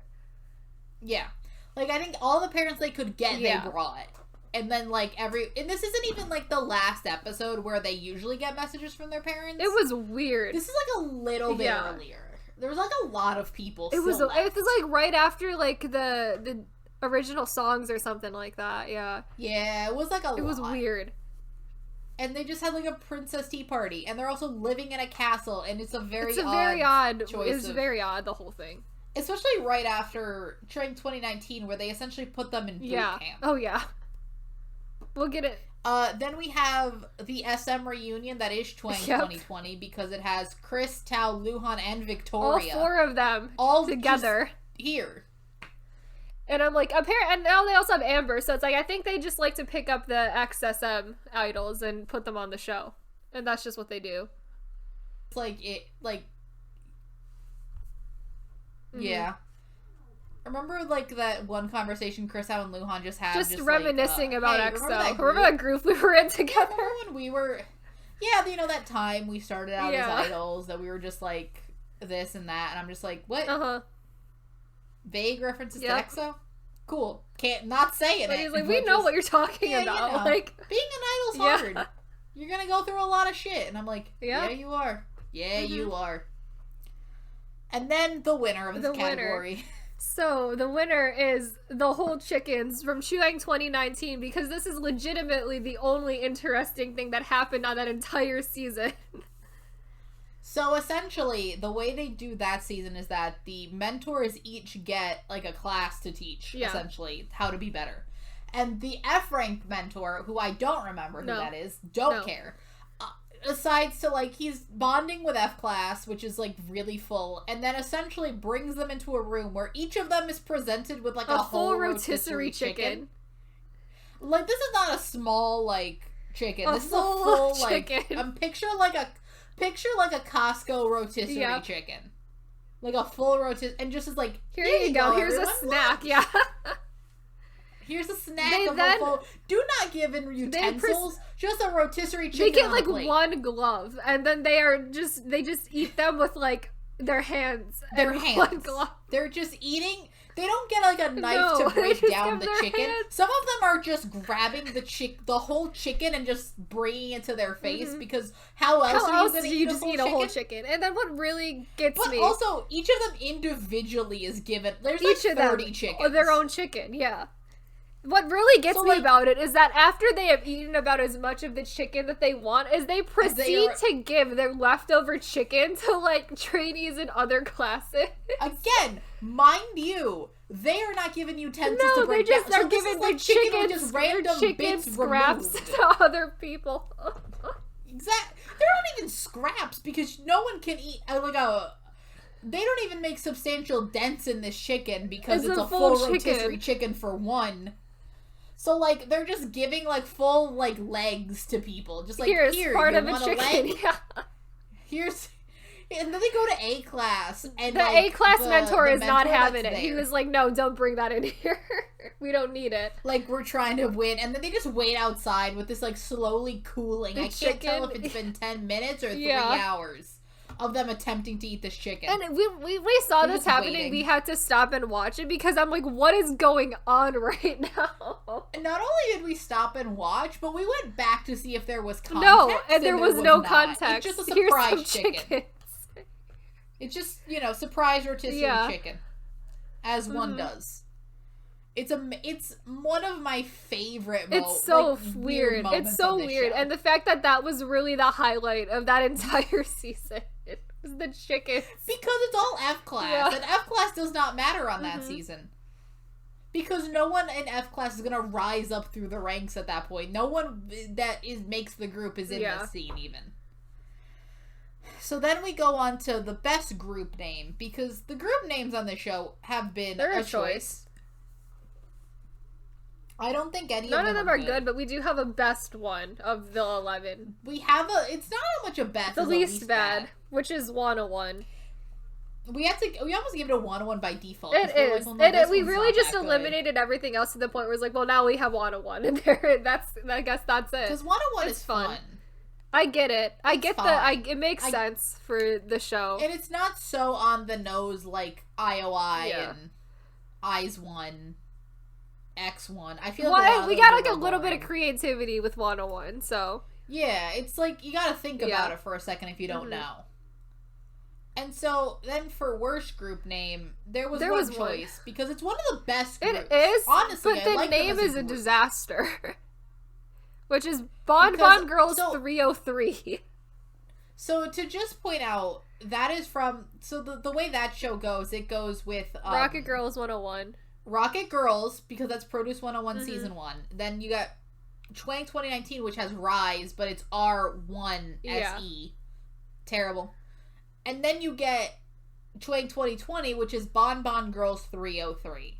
I don't know where you get Bon Bon Girls. And 303, I think, is because it's But I also don't understand why they didn't make Rise 202, because they made it Rocket Girls 101 and Bon Bon Girls 303. And then Rise is just Rise. Yeah, and Rise is just Rise. And, like, all the other seasons have, like, a naming convention, because you get IOI, 101, Eyes 1, X1, and X1.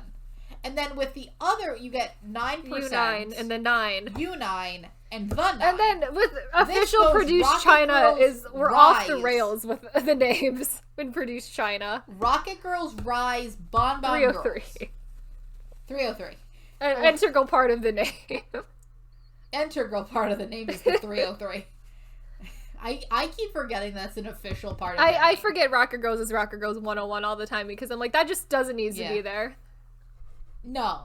Again, we don't call it IOI 101. No. Eyes 148. It's like so dumb. X1 just has an X in it, so I guess that just is fine. Well, X1's also the least original name imaginable. So I think just Bon Bon Girls is just random. I don't understand why. I don't understand the naming convention that we're not getting. Yeah.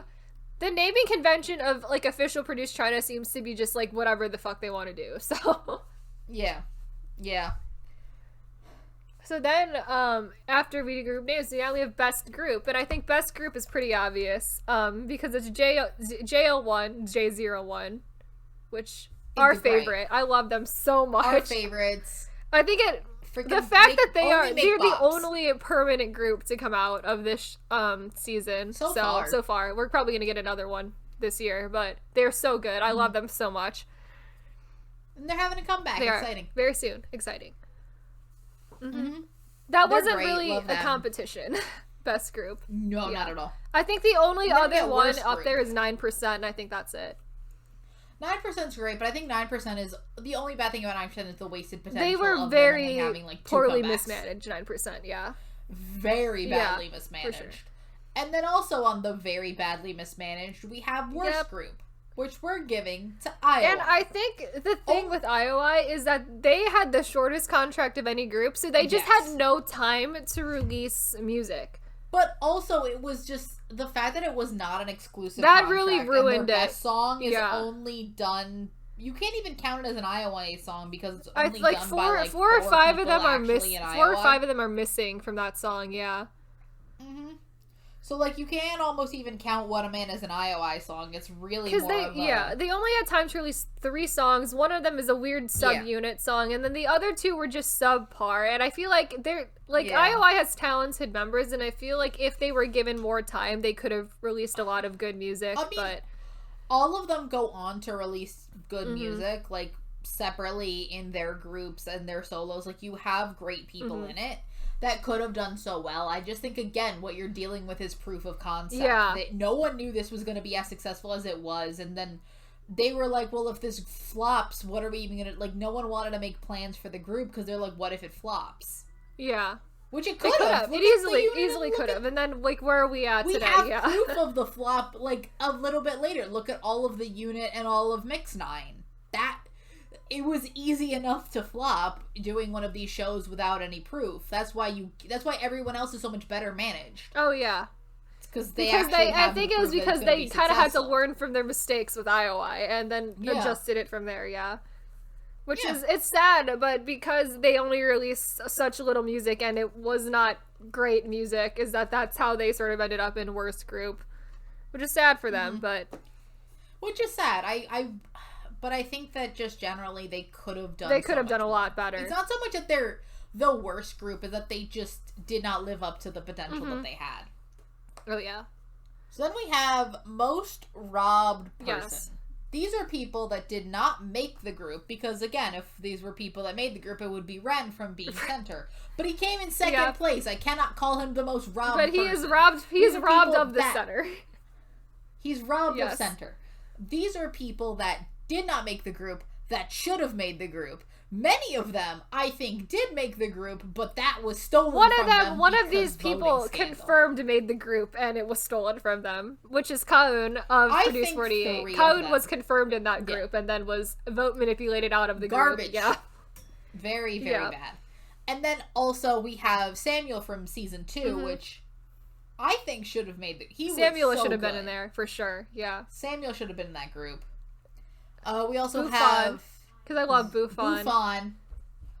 The thing with Buffon is I don't think he can... But also he don't think we need another rapper He can't be a 9% realistically. Like, he can't be there.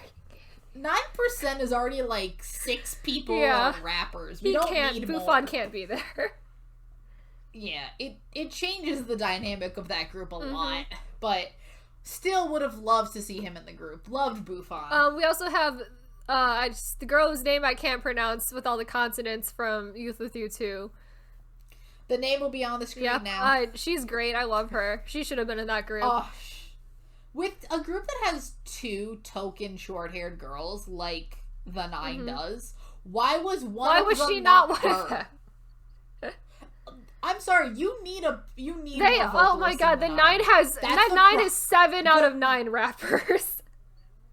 Like, if you look at their, like, all of them are rappers or sub-rappers. It's too many rappers. They need another vocalist. And then one of the non-rappers is Esther. So, like, really, we have... And Esther is only a sub-vocalist. They have one vocal, and granted, their one vocal is very good, but she needs some help. We need someone else in there. Like, I'm sorry. They need more vocalists in that group. The 9 really needs some vocals. Yeah, the 9 was too many rappers. And I think that's how you prove that, like, those seasons are not vote manipulated. Because no one would vote manipulate a group with 7 rappers. With 7 rappers. No one would do that. Who would do that? That's a stupid idea. This is why the people should not be left in charge of making groups. It's how you end up with 6 rappers. It's a disaster. It's very bad. And then we have the winner. Oh, wait, no. We also have Ren from season 2. Well, yeah, Ren was also really good. Ren, Baekho also both robbed. Baekho was one of the ones who was vote manipulated out, I think. I'm pretty sure, so. Yep. And then we have the most robbed person on this whole season. Whole show. JR. What a sad story for JR on Produce season 2. Like, JR oh my God. Was up there. He was in first place half of the show and somehow did not make it into 101. And, like, I can't understand, like, why. It's just oh my God. Like, looking at this, I'm just like, what happened? He was such a lock to be there. He was so set up to be in there and to be their leader and to be a great leader, and it's so unfortunate. But I mean, New West is doing great now, and New SW was also doing great, so I guess it turned out for the better. But also JR should have been in 101. And I'm sorry, but Minhyun looked so sad in 101 that maybe it's best that no one else. Oh my God, there's a fan cam of Minhyun straight up sobbing at the finale because he's so sad he's the only one there. Yeah, he wins, but I also Minhyun feel is like so sad. he Like, lost. Minhyun won, but also he's so sad. Like, I feel like Minhyun, of all four people of newest to go on to produce, Minhyun is the only one that actively did not want to be in 101. Oh yeah. Because all the other ones had something to prove. Minhyun was like, I want to, like, I'm doing my best, but, like, I kind of don't want to be. I would rather be in newest. And then, like, he's the only one there. And then he's the only one that makes it. It's so sad. Newest W is newest without Minhyun, and it's very sad. It is sad, but they did thrive, so I am happy for that, but it's still JR. Yeah, I'm very happy that newest ended up overall winning. But it's just so infuriating that he was a lock. He really was. It's almost infuriating. So now we go to the post groups, post temporary groups, whatever. Yep. We're just gonna talk about the groups that were formed after. So we're going to talk about the best soloist post-produce group. Which we have a couple nominees here. So we have Chungha, who is great. Great, probably thriving. The best person, like in the best position of the people in season 1. Post-Iowa, yes. We have Kun, best center, Kun. Best center. Great soloist. We have... he's thriving. He's thriving. We have Justin, also a great soloist, but also in a great group as well.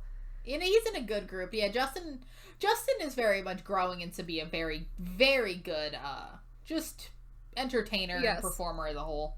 He's still so young. Justin's 18. He's so young. I just remind me, it's like, he's so young and he's so successful.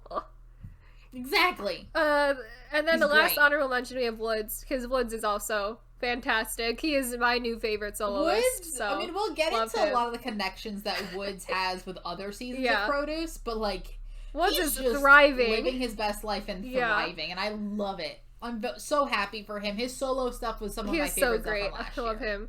But then the winner, we have who is Ong Sung-woo, because of course it's Ong Sung-woo. Ong Sung-woo is one of the most amazing people that's ever been on this show. He was too good for that show. And now he's doing what he does best. Now he's a soloist and he's thriving, and he's also an actor. Thriving as a soloist, as an actor. Thriving in all aspects of life. Ong Sung-woo. And I'm so happy for him. Her next... So then we have best direct branch group. And by direct branch group, we mean that someone who was in the final group. So they had to make it the final group, and these are all of the groups that they are now in after the show. But also, this group had to be formed after the show. It couldn't be a group before. If the group was already like, New West doesn't count. New West doesn't count here. It has to be post-show group. Google, newest, WJSN doesn't count. If they were retroactively added to a group later, does not count. Flying doesn't count. And Flying does not count here. Like, all of this are just people that made the group and then were also then made a different group. So, for honorable mentions, we have Bae 173. I think we can do all of the rookies from last year together. Bae 173, Drippin', and Gravity. All of them. And I guess we got Me right now, because that's debuting soon. That's also in there. Yeah, that too. There's so many. We're going to get so many. We have 6 in AB6 from season 2. I'm shocked that all of the... Because... Season 2 did not actually have that many branch groups. Both of them have a play on the number 6. That's so funny. Which is weird. Then from season 1, we have Pristin and Gugu, and Lucky Becky, both of which had so much potential and now they're both dead. Mismanaged to hell. And then we have Lucky Becky, who is still alive, but and they're okay. They're doing fine, I guess, but they're not like a top group or anything. Still, no. I think the overall problem, and I think we got into this in our thesis video more, is that these groups are not set up for this person to be successful in a separate group. You're either going to be successful as soloist, you're going to be successful as then getting put in a different group. Those groups are going to go none of these groups have ever thrived as top tier popularity wise. And so now that we've gone through all of the Korean verse, we're gonna go ahead and give the award to Next. Who's the So Next is both Justin and Theo. Oh, Fan Chen Chen. Fan Chen Chung. Great group. I love it.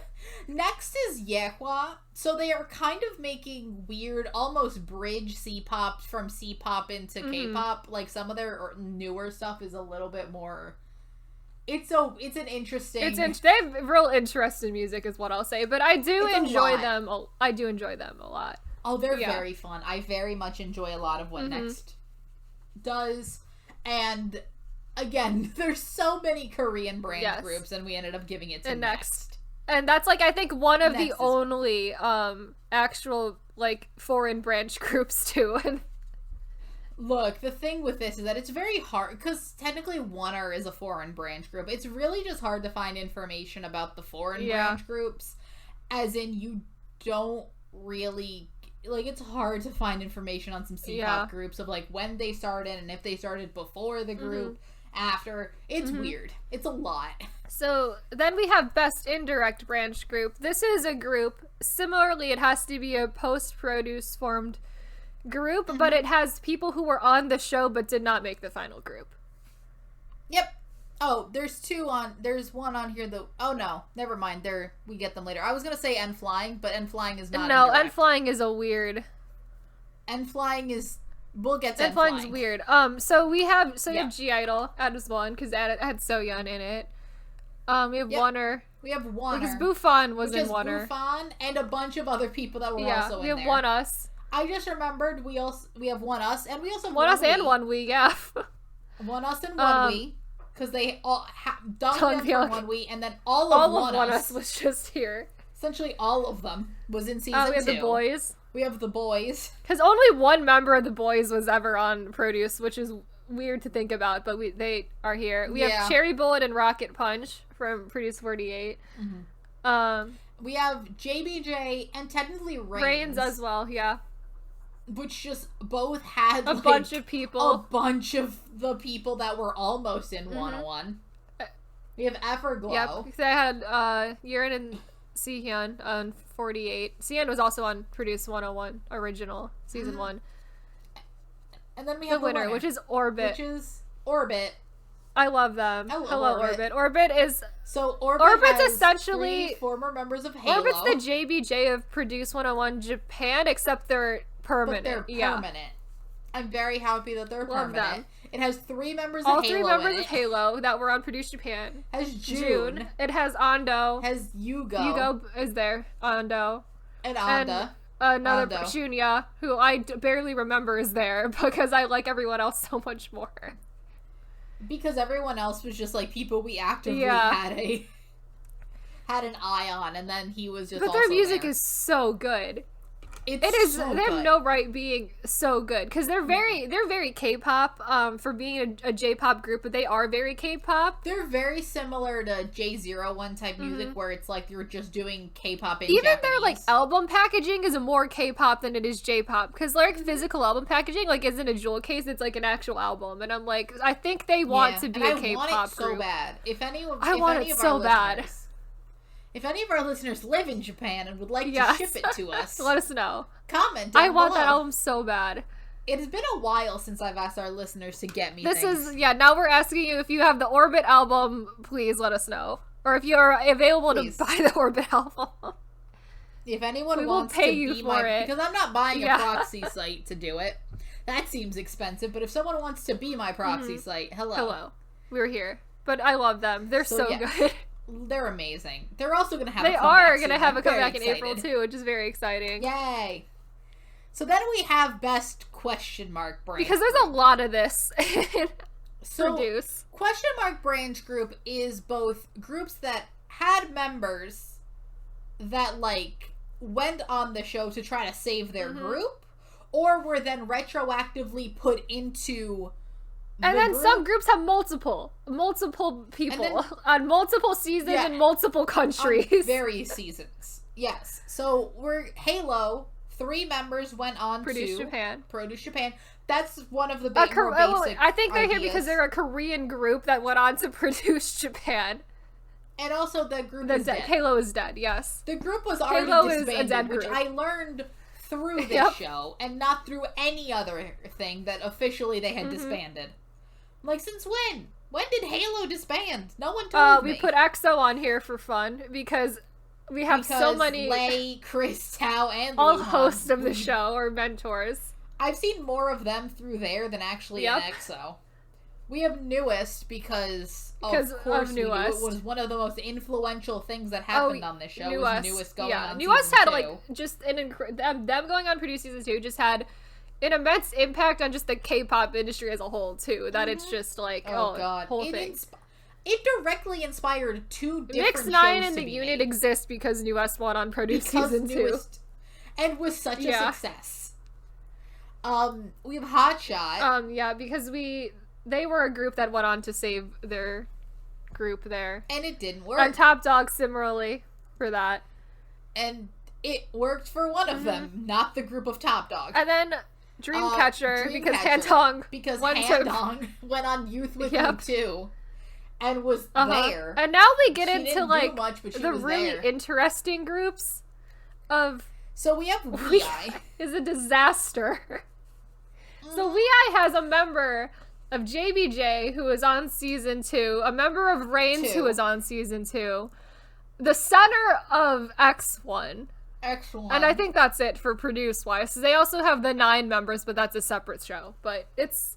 And the 9 is also just another show directly influenced by Produce. So that's WeI. But WeI is a weird group. We've got into it in different episodes, but WeI will never not surprise me for what it is, which is just this weird amalgamation of people. We have Gugudan, which is both a direct and an indirect produce.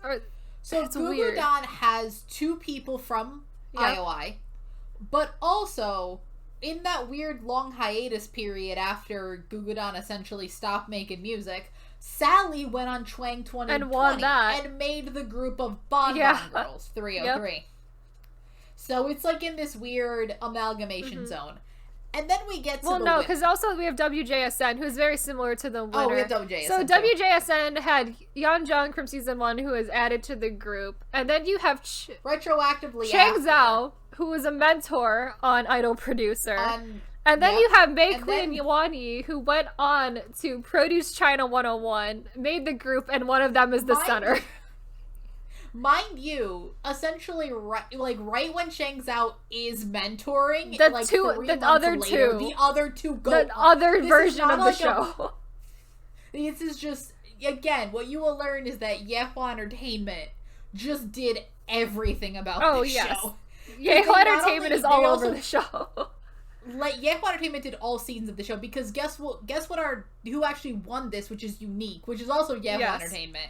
Because Wang Yibo, the Maknae of Unique, is a mentor on Produce China 101. Produce China 101. And then we have Woods, who went on Produce X in Korea and made it into X1. But also, he wrote It's Okay, just produced a song. Produced a finale song for Idol Producer. He produced and wrote It's Okay, which is a finale song for Idol Producer, which is insane. And then you have Wenhan, who went on Youth With You 1 and is the center of U9. And is the center of that show. Okay, so I think we need to just put a pin in everything that... I want to just put out there what Yehua Entertainment has done on this show. So they have 2 members of Everglow on 48. They have Justin and Theo on season 2 and on Idol Producer. And on Idol Producer. They have, at the same time, Wang Yibo mentoring... And Shang Zhao, who is mentoring on Idol Producer. Idol Producer and China 101. Yeah. And then you have 2 members. Mind you, Shang Zhao is mentoring people from her own company. And then you also have Wang Yibo mentoring the 2 girls from WJSN. Also from his own company. And then you have Woods on Produce X. And also producing songs for Idol Producer. From Idol Producer. Before he goes on Produce X. And then you have Wenhan on Youth With You 1. And it's just... I'm like, there's so much going on. Like, how do you keep track of your own idols? It's horrible. You have them being... You have members of the same group both being mentors and contestants on these shows. Yep. At the same time. It's insane. It's ridiculous. Unique is really just the epitome of, like, you have members, like, literally everywhere and doing everything with this series. It's just like, I guess this is what we're doing now. This is fine. You need, like, a core... You could make one of those conspiracy maps with the red string just on Yehwa's involvement. You just make a Venn diagram of, like, seasons of Produce and, like, what Yehwa's doing. Yeah, what Yehwa is... where they are in this weird... Because I would not be surprised if one of the Everglow girls goes on to be what's the Chinese one's name again? Yeren. If Yeren, when she gets a little bit older, like goes on to be a dance mentor, yeah, and goes to be a dance mentor on, like, Youth with You 5. That'll be just full circle. Yeah, for sure. And then we're at the last two. These are probably the best and also the meanest. We have the most talented member to make and we have only one person here. Which I can also here. Go beyond to most talented person to ever be on this show, period. And it's just Ong Sung-woo. That's all we got. Ong Sung-woo is so beyond the level of talent of everyone else. He sings, he dances, he's fun, he's funny. He's very personable. Yes. He's a good person. He is just thriving in, like, so many aspects right now with his solo music and with his acting and, like, literally he's so good at just everything. Mm-hmm. And, like, I've never had he's never gotten in any drama. He was never, like, edited, like, nothing. He's great. He's great. Thriving. Love him. Now we have to end on our probably meanest category. Which is the most useless member to make it into a group. And a lot of groups have one. All the groups have one. A couple of groups I don't think have one. Because some of them are too small to have one. Because, like, Bon Bon Girls doesn't have one, and, like, I don't think Bon Bon Girls is X1 doesn't have one. True. But I don't think 9% doesn't have one, yeah. U9 I don't think has one. No, but a lot of the groups have multiple, and we did not go with multiple. We went with one person per group. First off, we have Guanlin, who's in 101, because he's not doing much of anything there. Guanglin's not doing much of anything. We don't know what he's doing anymore. Where's Guanglin? He disappeared. We then have Shosei in JO1, who is... We actively forget that he's there because he got, like, 4th place somehow, and I'm just like, I don't know what you're doing here. Good for him. He seems sweet, but I forget he's there. We have Sohee from IOI, who also disappeared into the ether, but also was not contributing a lot to IOI. No. She was there for the storyline. Then we have K1 of IZ*ONE, who Kayla's favorite. I dislike a lot because she is so untalented and useless for that group. Like, she's not good. She is, oh my god, she's got, like, the worst stage presence ever. She's got, like, one facial expression. She's got, like, a very blank stare. It's very bad. It's like the 7th Sense performance, but constantly. It's, like, not as bad because she doesn't look terrified, but also it just doesn't look... It looks like she's just confused. But it's, like, a similar vibe. Where she's just kind of looking at you with, like, no expression. Yeah, like, dead eyes, like, completely, yeah. Yeah. Not so much deer in headlights, just sort of dead. Then we have the winner, who is Esther of the 9. So, the thing with Esther is that I have seen Esther act in different things. I've watched My Amazing Boyfriend. I've seen her in a couple of her shows. The thing with her is that she's always overdubbed. There is most a very good reason she needs to be overdubbed. So when she walked in and I heard her actually talk, I'm like, that can't be the person I've heard in... And then Kayla's also like, how do you watch her shows? And I'm like, I've never heard her She speak. sounds like a baby. Like a baby. And it's like, I was like, that can't be how she just talks. Because she must be doing a voice because she can't just sound like this. I did send you a clip of her acting, and it's a normal human because voice. She's overdubbed. And overdubbed. I'm just like, I genuinely cannot listen to her speak because it's so grating. No. It's literally, she sounds like a baby. Like, I don't understand how that's just her voice. Like, it's not even, because it sounds like an actual toddler trying to learn how to talk, because even adult baby talk No adult would actively make that sound, even to a child. No, not at all. It's like an actual baby. And I like literally can't comprehend how that is just how she talks regularly. Voice. Because at no point does this seem like Eggyo or like she's putting on a voice, because it never breaks. No, constantly. It's just when she talks, that's how she sounds. It's consistent, and too. The thing with it, it's not even just the voice, she's generally a bad singer as well. A lot. She's also generally at a 12 when I need her at a 3. Mm-hmm. And so like, we've mentioned how 1-9 is like mostly rappers, but a lot of the rappers will double as like also vocalist or anything. Mm-hmm. Esther's role in the 9 is just sub-vocal, because that's all she can do, really. That's all she's not even vocalist sub-vocal. And like face of the group. She's only anything. A sub-vocal. It is only sub-vocal. And that's about all she is able to do, honestly, because there's like I don't trust her being full No, vocalist. Not at all. What would you do with that? She's generally pretty bad at vocal to begin with, so mm-hmm. And she came in second place. She came in second place, and I can't even imagine the 9 with Esther as the center. Like, it's so bad. Like, the 9 now has a bad center, as we've talked about. Like, I'll take her. I'll take Yushin over Esther any day of the week. Like, yeah. It's like saying of like a lot of the other seasons, you have like Faye Gong, Sungwoo, and Ren, where it's like, yeah, I'd prefer he's a okay center, but I'd prefer the other center. You look at like Daniel and Jihoon, I'm like, it's a toss up between the two. Second you place. Have like, what is it, Somi and Sejong. It was Somi and Sejong, right? It's like, there's a toss up there. Then you have what's her name in Esther, and I'm like, no, there's an infinitely clear choice not. here. Like there's for as much as she's a bad center, I'll take her over. And like Esther, because like, I've talked about with centers like wanting them to have stage presence. She does have a little bit of stage presence, but she is so bad at everything else that there's no way she can hold being center of a group. Like, No, especially with the type of surrounded by the kind of people that she's surrounded by, because you have to make the concept of the group fit not just your center but everyone else. Yeah, because the 9 is they're going for full because the 9 is very much a rap focused like girl crush group, because they have 7 rappers, so that's what they are. The center of that would be Esther. No, a baby talking Esther over there. Hell no, not at all. Like, I'll take the center I will take her over Esther any day, because I, like, could not because you have to go, like, down to 3rd place to start seeing people where I'm like, no, I'd prefer that person to be center. It's, oh, man. Because who was 3rd place in the 9? Was it Kiki, maybe?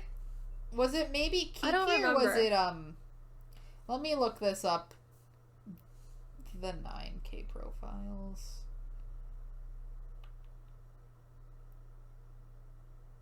Kiki. Yeah, Kiki would be a good center. Kiki would be a good center.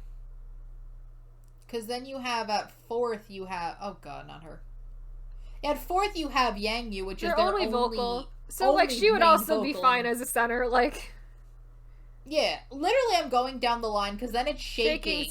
A better center. Then she'd be a good center, and then it's Baby Monster at 6. So you're going down by the time you get to 3rd place, everyone else would be a better 3 through 8 would be great centers of this group. Yeah. Ugh. I just can't even fathom the 9 having Esther as a center. Like, it's bad. No.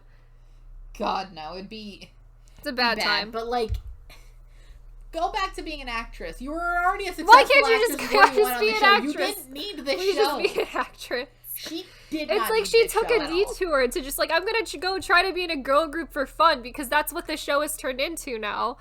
And now she's here and she's not good. And I'm like, please just be an actress. Like, you're so much better at that. I'm very happy we decided to keep this till the end. If anyone's still here after just shitting on someone for 5 minutes, it's been great time. It's been great time sitting here for 2 hours.